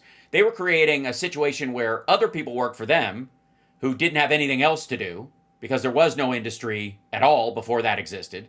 And if they wanted to, they could trade their time for some money, which was the money they got was worth more than the time they gave at the job. That's the labor argument for wage. That's what you're always arguing for. Is my time here worth more than what the money that I can get will give me? I can't carry you can't pay me in a sandwich because I can't carry a sandwich around and wait till I'm hungry and hope it doesn't spoil between now, when I'm hungry, or eat it now and then I got nothing else later and whatever. So money is a fiat for that time. You can use your labor instead of me giving you a trough of water to pick out of, or a pig trough to eat out of. You can go find your own trough. That's what fiat currencies were always about. It's what wampum was. It's what shells were when people used it. It's what shekels were. It was what gold doubloons were. It's a placeholder for whatever the fuck you want later that somebody else will honor. That's all it is. And so these guys they weren't putting those billionaires, those equivalent, they were millionaires at the time, but it was the same difference distance-wise from what the average person made, because a cup of coffee was a fucking nickel. So that, you move that up the scale, a millionaire becomes a billionaire and a coffee costs $5. It's the same shit.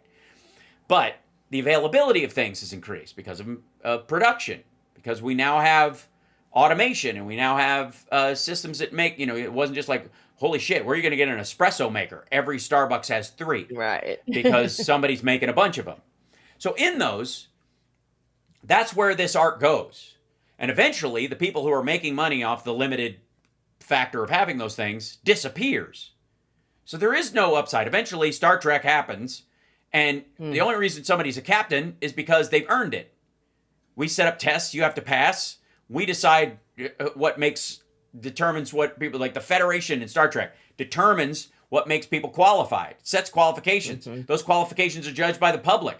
The public, elects the Federation people who judge who will become a captain. Right? That's how it works. Right. And that they have every tool available to them, but the hierarchy is based on merit and skill and worth and value to the greater community, and not on who can afford an education. Yeah. Right. And that's the thing. I mean, that's a wonderful, beautiful picture being painted, right? I'd love to live in Star Trek, but we're not going to get there with pedos in the Epstein files, Elon Musk running the show, these evil bastards who position, to me, Elon Musk is he's a supervillain. We've seen in many Marvel movies. We should have been warned. We should have heed the warning that you don't want supervillain billionaires who have the power to destroy the world, that have more money than can gobble up the entire system itself. And that's what we're up against now. I mean, what's to stop him from putting a nuclear warhead on one of those damn rockets if he, lost his mind, or he's already done it, but you know what I'm saying? But it comes down to, what is the meaning of life? What is the meaning of an economy? Are we all just hosts from which to suck profit and discard? This is a conversation that we have to have. That, it's as Gandhi said, enough for everyone's need, not for everyone's greed. But we've allowed these few billionaires. I agree, but I mean, they're evil. These are people that are tweeting anti-Semitic bullshit, lies, divisive lies. I mean, Elon was, what's his name? Last week tonight, John Oliver. He did a thing on Twitter last night, oh, good Lord. You should watch it. It's great because it brings it all back. How he bought Twitter. Elon Musk bought Twitter not so he could generate profit, so he said, but because it was extremely important to the future of civilization. And right now, as we know, Twitter is filled with Nazis and Russian bots and disinformation, and the amount of right-wing content that's deliberately push to people. It doesn't matter if you are left wing, if you consume left wing content, that you get pushed more right wing content, and it's all this divisive. And of course, as we know, they found out when they put the location services on that these maggot accounts are coming from not from the United States. They're coming from Africa. They're coming from from Russia. So we're under attack mentally, spiritually, more and economically. Really, the whole system is under attack right now. And I don't know. I mean, do Democrats? I'm going to vote Democratic, of course. But I was listening to the last conversation too. It's all connected. Right. We have to stop I mean, the Republican Party is, in my opinion, is an irredeemable death cult at this point. They're not fit to hold leadership positions in a modern nation. If you want to have, a system that works for more than just the people like Trump, and the whole thing is a con. Really, they're just conning us to death. I'm sure you just saw Steve Bannon. He had a FJB coin. Oh, now yeah. he's being sued for robbing his robbing maggots. Robbing maggots. And again, this is my point about the system that they create collapsing in on itself no matter what they do, because this kind of like runaway like greed eats itself. It just does without any help from us. I mean, like certainly there are elements of regulation and other pushes that the electorate needs to work on to make sure that the damage that these guys do in the interim on their way to collapse and dying alone, pissing in mason jars and growing their nails out like Howard Hughes, that in the interim, the damage they can do is our concern. The system that they seek to set up is just like Jeffrey Epstein's island. It is evil and isolationist, and ultimately at odds with civil society, and will always be that way. And they can build themselves a fucking Red Skull laboratory in the Swiss mountains and live in a bunker like Zuckerberg's Hawaii mansion with the fucking 3 mile underground space that could survive a nuclear blast or whatever. But the question, in those situations is if everybody's gone, why survive is the point. And so you end up having the natural conclusion you're going to come to always is this, is that stopping the awful is better than living like a tick on the carcass. Yeah. And in the interim, there are a bunch of people who won't believe that. There's Pol Pots and there's Hitlers and that kind of stuff. And humanity's job always seems to be is to curtail the damage of those people as much as possible during the window that we actually have to give a fuck about what they're up to. And in the case of Musk, there's two things I see happening. One is there was enough pushback about Doge, even from the right, that it eventually, when Trump kicked it to the curb, again, largely out of ego, but also because of his fear of what Musk was trying to pull off, which was a spy scheme inside the White House, that he got nervous about it. He's too stupid and incapable to pull the lines out, but they can't at least do it overtly. They have to do it covertly now, and that's a bit of a win. But largely because they thought this was going to work, and suddenly it fucking didn't. And then what does Musk do? Comes out and says Trump's all over the Epstein files, and that's why. And then when he ingratiates himself and gets back, what's MAGA's response? Oh shit, Musk has got the Epstein files and he's using them to blackmail Trump. Like this system cannot stand on its own because it is a self-defeating system. And again, our job is to flick the supports whenever we can and build something worthwhile that is, that wins on dominant theme from as far as how much it helps people and the human beings that it actually reaches. And that's what Democrat versus Republican is for me right now. But I gotta tell you, like there is no rain in the mouth of AI right now. None. And there won't be. Oh yeah, not with people like I don't know, Chuck Schumer and who's the other? No, 90-year-olds. No. It has nothing to do with age. It has nothing to. No, the electorate can't move fast enough for this. It's impossible. Right. Any Right. Yeah. regulation conversation that was had is dead before the ink is dry. Right. That It's already it doesn't the matter, horse is right? out of the barn type deal Yes, and if you already. pass something that doesn't save everybody, from the damages being done and curtails some of the benefits to like biosciences and that kind of stuff, which is ultimately what it would do, you end up being the bad guy in a situation. It's like I Am Legend. I don't know if you know the movie is shitty or the Last Man on Earth or Omega Man. Yeah.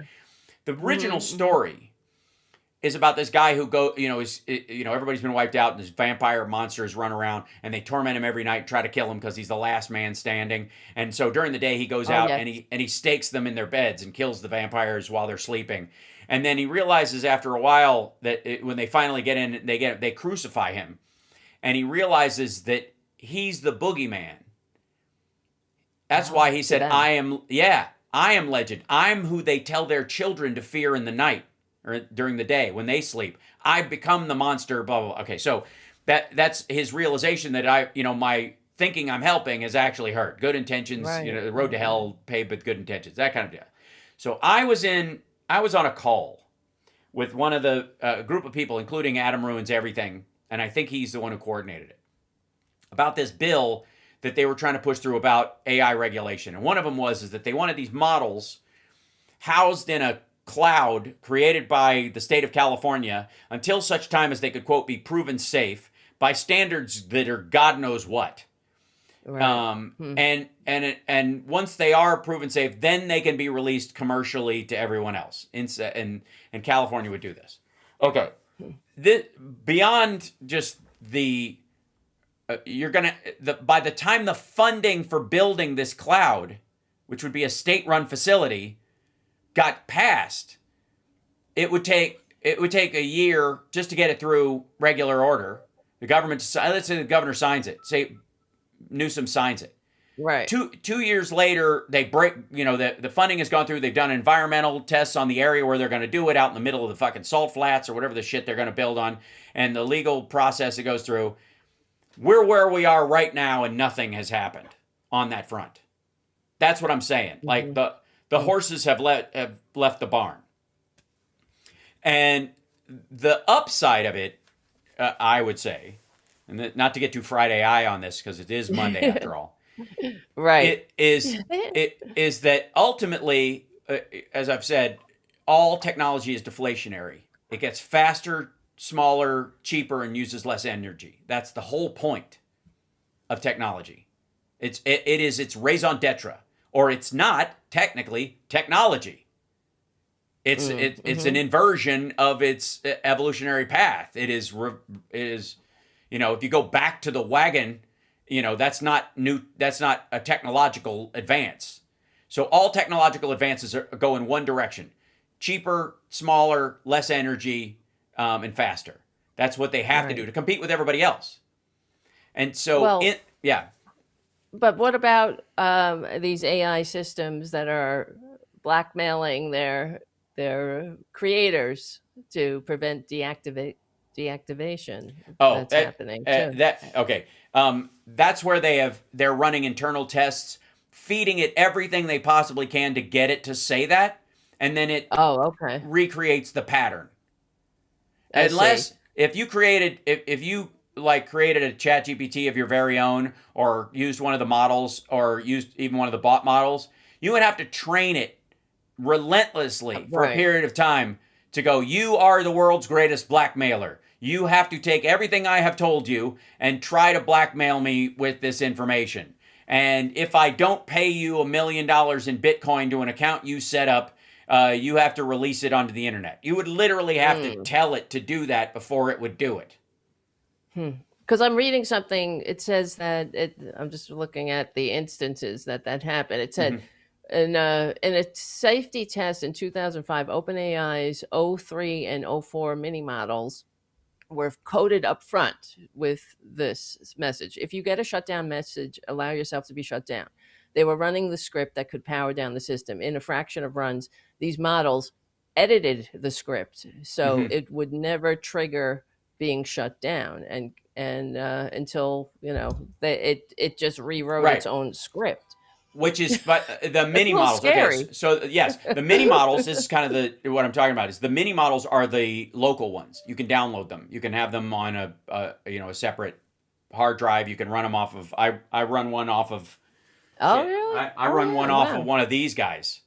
You have your own AI running Yes, off I of have them? 3. Holy moly. Yeah, they're not ready to That's talk great. yet, but they will before too long, because of the testing that I'm doing and that kind of stuff, and what I'm training it for. And largely, I'm using it as a research assistant and as a, I didn't get to go to Harvard, so I don't have the benefit Yeah. of a Harvard education in terms of business or academia. So if I want to formulate my thoughts into an academic paper, I don't need to go start from scratch and go take a class on, proper Right. academic Right. thing. I could just work out the theory and say, write this up as Mm-hmm. an abstract academic paper. I'll read the abstract, see if you've got it right, and then we'll start working on the segments of it so we can make a cohesive theory or philosophy out of it. And so that's how That's I'm great. using it, right? I'm using it at, like, if I had an endless amount of time to just look through encyclopedias back Yeah, in the sure. 70s, that's what this is. Yeah, I Effectively, like, use it all okay, the time right. myself. I mean, I use Perplexity to ask questions and do research and stuff for the Yes, show, because Perplexity you is a always have great to research double one. check. Yeah, Yep. but it also lies too. So you have Mhm. to always go back, and I don't know Oh if it yeah. lies or it doesn't give you. You have to double check. It's not. Oh yeah, I had You one can't that just take it at face I asked value. for an update on the Candace Owens Erica Kirk thing, just like as a news Mm, update to see how well it would do. I'm like, okay, which one would be the best to give me a morning briefing of sort of like kickoff news if I gave it a list of things to pay attention to? right. And I was like, since Charlie Kirk's murder, there's been this, blah, blah, blah. And it came back and it was like, Charlie Kirk is not dead. There is no sign whatsoever that he's ever been murdered. And I was like, I grabbed the Wikipedia page on his assassination and dropped it in, like, oh, that Charlie Kirk. It was Oh, that's hilarious. so funny. But I mean, Wow. See? Yeah. there are, that you have to treat it like a coworker that, that might not be as up on the news as you are, I guess, sometimes. But it was hilarious. It was just particularly funny. Now, it wasn't one of the ones I use regularly. And so I was, Right. and each one has its kind of value and point. But these tools are now great equalizers. They really are. Yes.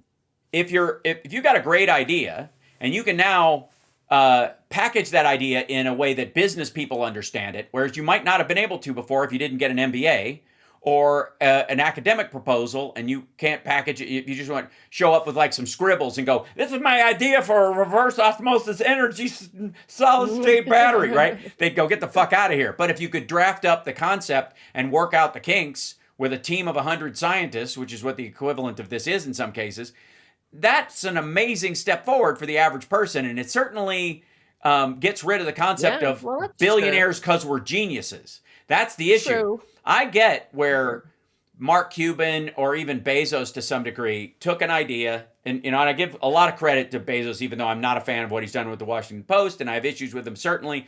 But the dude started with an online bookstore, and I was like, okay, Yeah.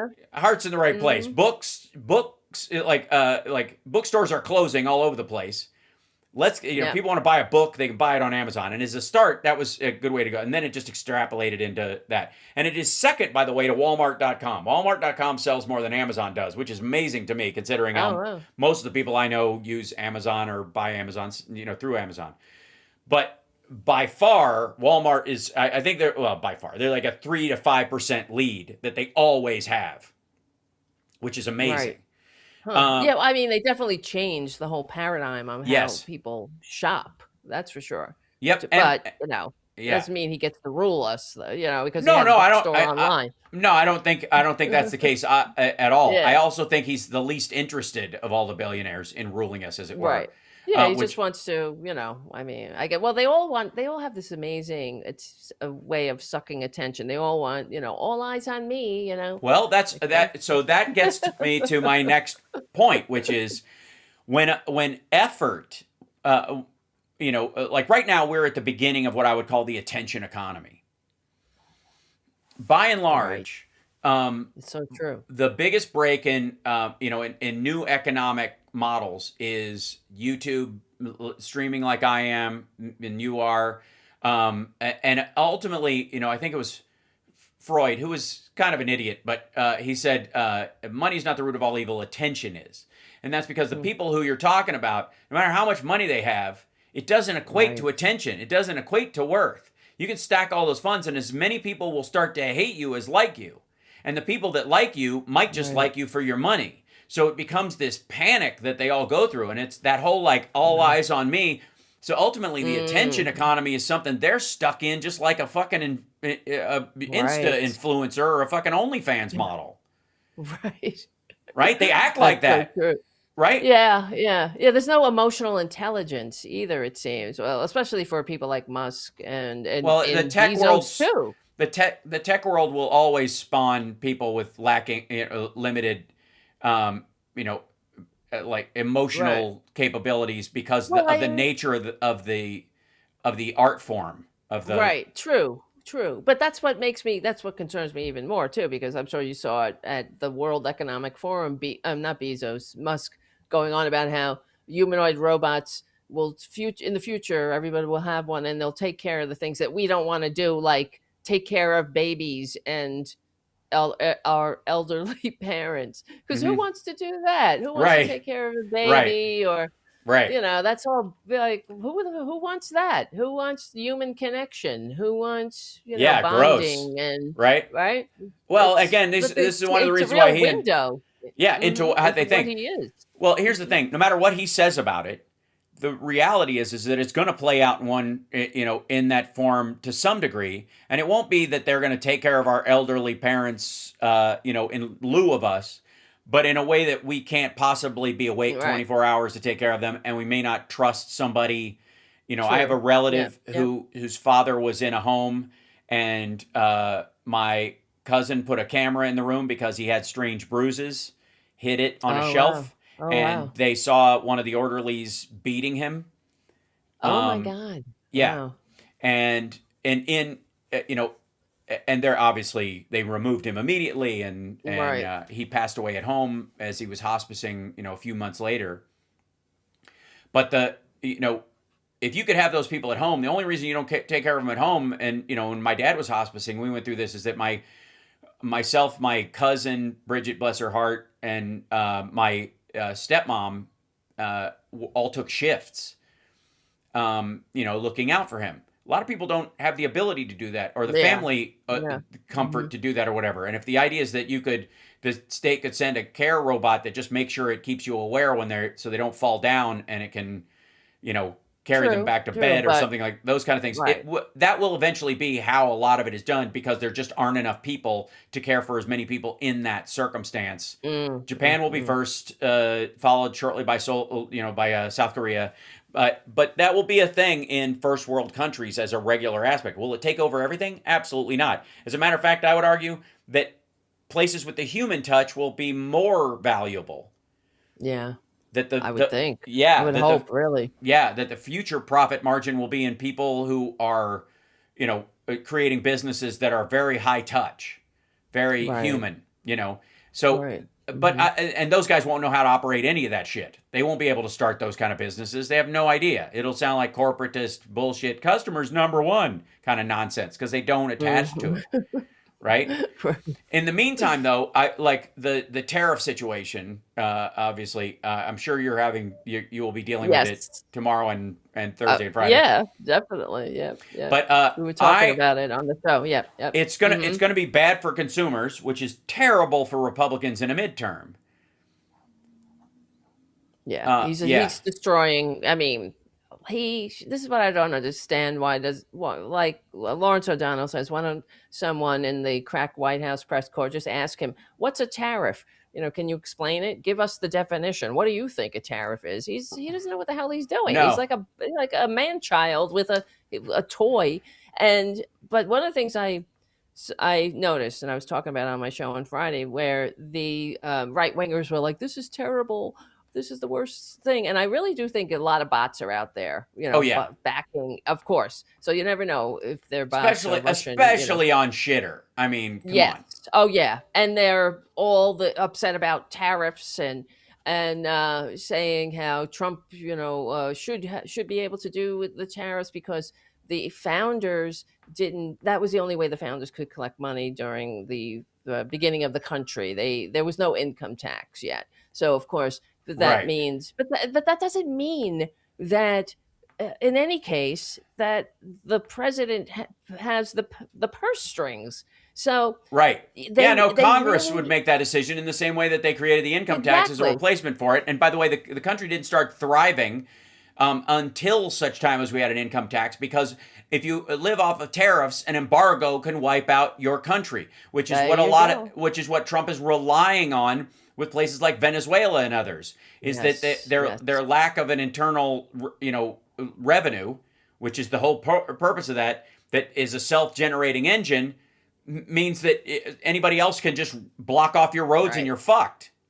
right, right. But it's just fascinating to me how much the same people who would wave their pocket constitutions at us when they wanted to stop Americans from getting health care are now have conveniently lost their constitutions when they want to give Trump the ability to do everything. They want Right. him to be the daddy of the country Right. on Tariffs. a That's whim. right. That's That right. scared the shit out of me. Sorry.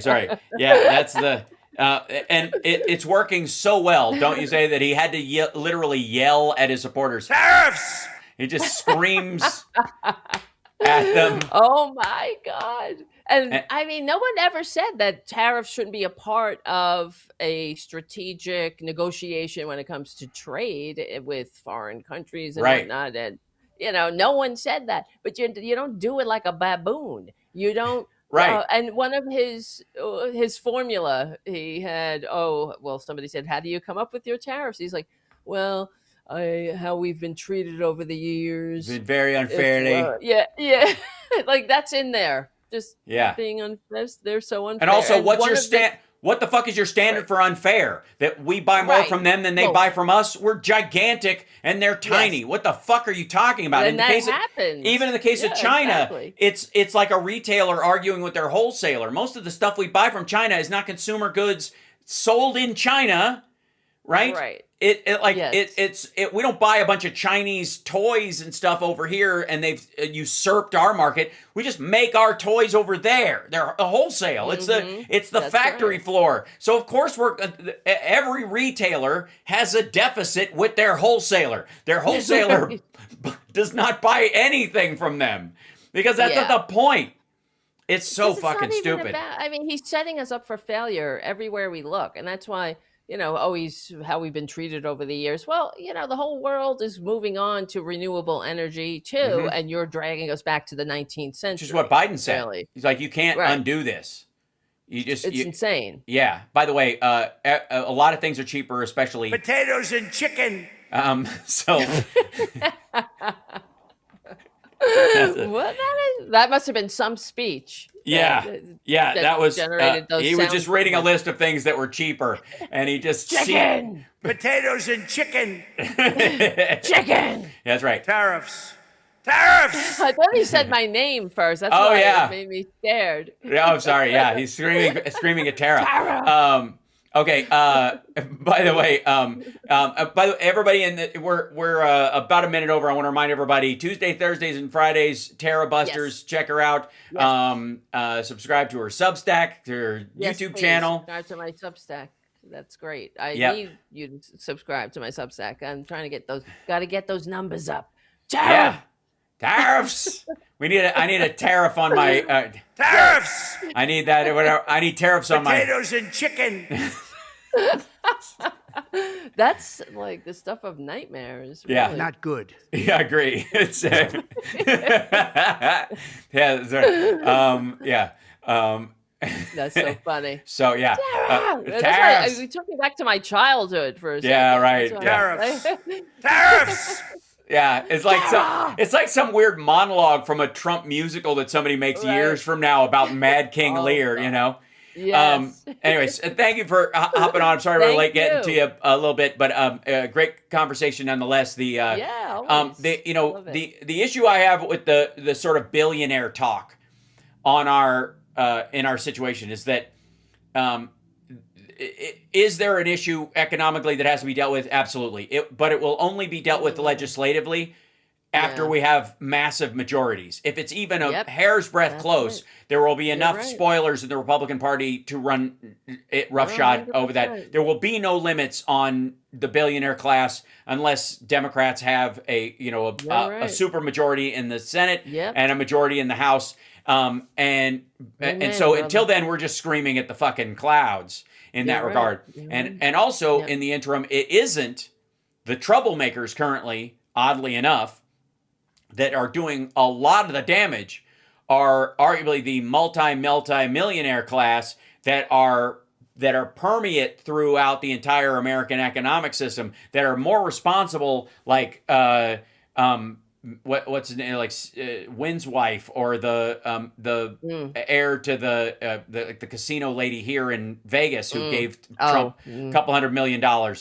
These aren't necessarily they don't get a lot of news like Bezos and the other attention seekers that that we are Right. aware of. They're the ones that hump along behind the scenes and that are way more sketchy because they can't hide what they're Yes. giving.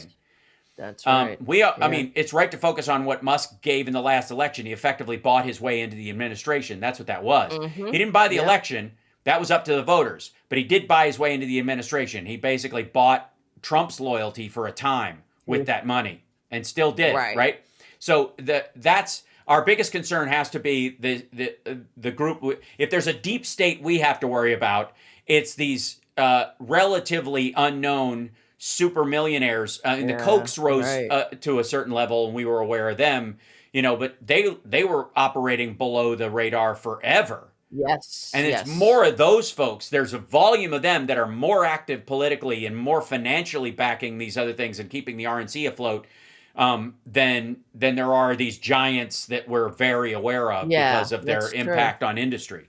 And I think in the next election cycle, that attention, thanks to the Epstein files, will be a lot more stark because a bunch of those people show up in those things, including Howard Lutnick, who we wouldn't have heard of. Most people wouldn't have even known about much. Go watch his the stuff about him in 9/11. Yeesh. Oh, really? Okay, I will. He's even worth. Your assignment if you have chosen to. I will. I will, accept because I it. need to be on top of all these things. That's And right. yeah, I mean, it's just. Yeah, I hope that people are, because of all of the things that are coming out, that people are now ready to get money out of politics, really, and deal with this unfit ruling class. They're horrible. Yeah. They're prurient. They're children. That's all they care about. They don't even care about anything except, I gave you something you really liked, and here's a picture of boobies. I mean, they're like 2-year-olds. They're, I mean, well, that's Lex Wexner. Idle hands are the devil's workshop, and a lot of that was a criticism on the super comfortable. The reality is that we got to make sure that doesn't apply to us, because there's a comfort matrix in the human nervous system that can only go so far. You can only be so comfortable. You can only be so excited. You can only be so nervous or so jazzed, as it were. And that's true whether you're a billionaire or you're poor. Whatever you put your focus on, that's what you're going to feel about. And we can become just as comfortable as these folks who disregard, like, fuck it, what does anybody really care? And that's where you have an epidemic of non-voters. And our last election cycle, you had a lot of comfortable people sitting out. That's so true. With lack of concern for the discomfort of other human beings, and going, all well, the Dems. The Dems that stayed home. We wouldn't be in this situation if they got off their ass and voted for Harris. Exactly. As they should have. And that comes from a place of privilege, definitely, because you're not the one who's going to be bleeding out in a parking lot, or you're not the trans person who's being targeted. Yeah. Just relentlessly. And so and if there's this whole, like, I'll take my ball and go home attitude, that is always from a point of privilege. I don't think, quite frankly, anyone has the right to claim the privilege not to vote, and not to vote for an actual solution, meaning like writing somebody in or voting third party when you know they do not have a shot. Doing that in and of itself is an act of privilege. and it is Right. and No, it is totally. done with total disregard for the reality that other people live in. It is done from That's a so true. position of comfort, and it is, Mm-hmm. and disdain. It is voting third party is the let them eat cake of Right. of the populace.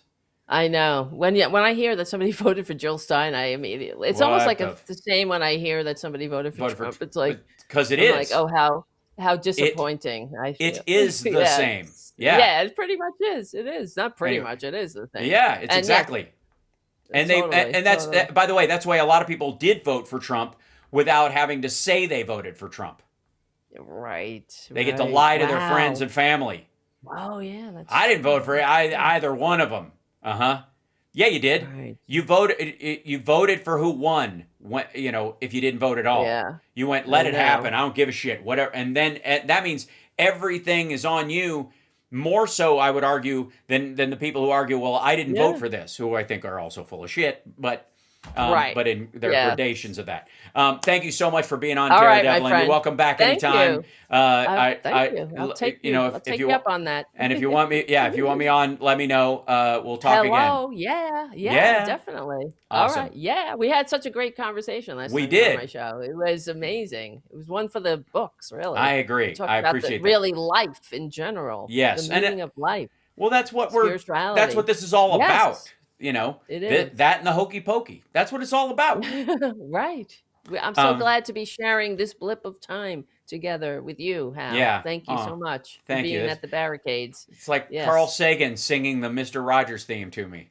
Um, Thank You're the best. Thank you. You too. All right. I'll talk to you All soon. right. Talk to you Bye. soon. Bye bye. Okay. Okay. Tara Devlin, who, yeah, there she is. Hal's very popular. It's true. It is. And more so by the day, if I may. Tomorrow, I have a show this afternoon. I will be on this afternoon. Tomorrow, I have the Jam. The Friday Flapper show has been moved to Wednesday. I'm doing Flappers a solid and them me, so that I'm just going to stay overnight, do my shows Wednesday in LA, and then do my show at Flappers, and then drive back and do Thursday here. So yeah, don't make me cry. But so tomorrow, no show, but Wednesday for our Patreons, Wednesday night will be the Flapper show. And Carl, if you're in here, dinner's on. Still having dinner. Just have to move it up a couple days. I hope that works. I hope that doesn't ruin it and whatever. So in the meantime, I'll have a Carol Burnett moment. Oh. That was sort of Cher, but sideline story. Yeah, love you too. Thank you so much. Or is it's with a C. Also, I want you to know that I referenced it while I was talking to. Let's see. Open up, you silly thing. I think I can. Yeah, I'll open it up on here and show you. I have written up in academic terms. Where is this? Come back here, mouse, you silly thing. There it is.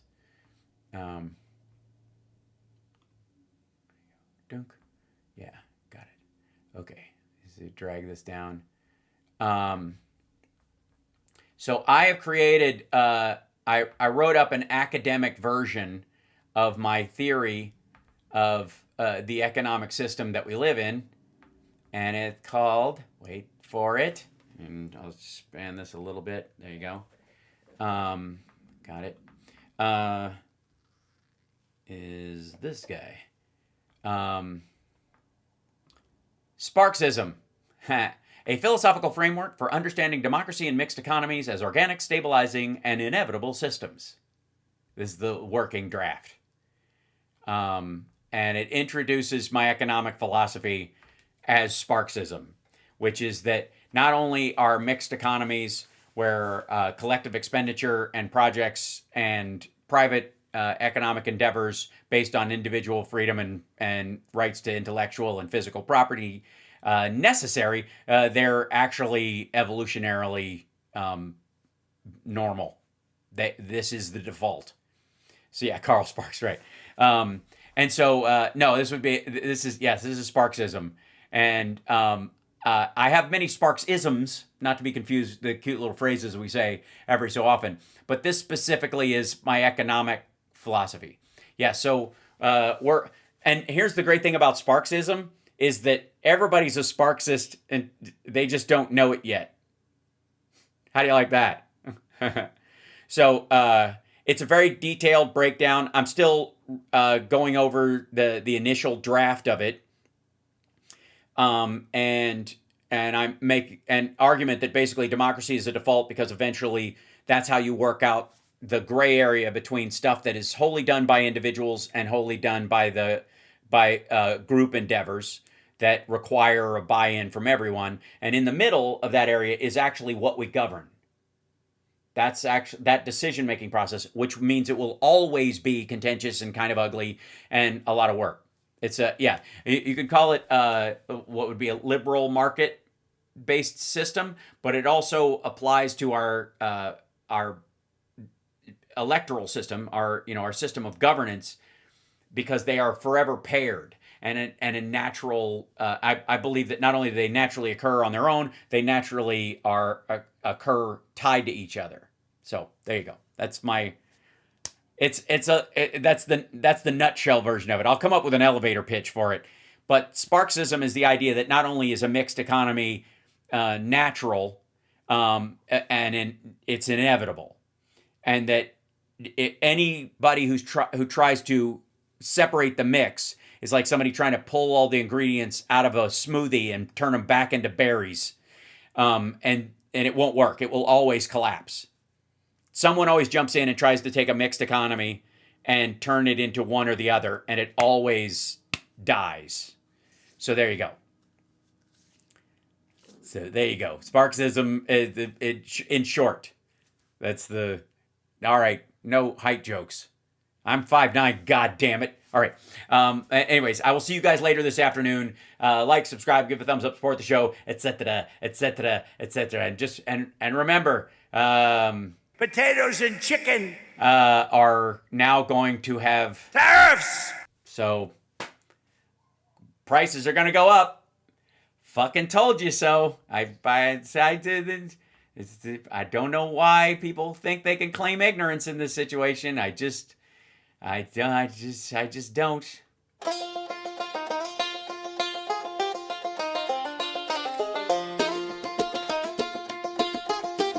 The hell? Thank you for the super chats. Thank you for Venmo support and becoming a Patreon. If you haven't already, please do. All right.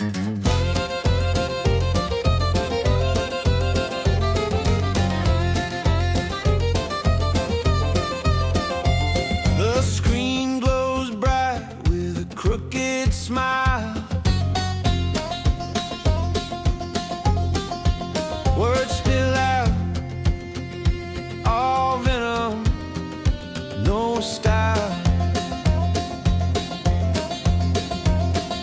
Promises made, they rot in the air. A handshake, a lie, a blank, cold stare. Puppets dance, the strings are tight. Shadows whisper in the dead of night.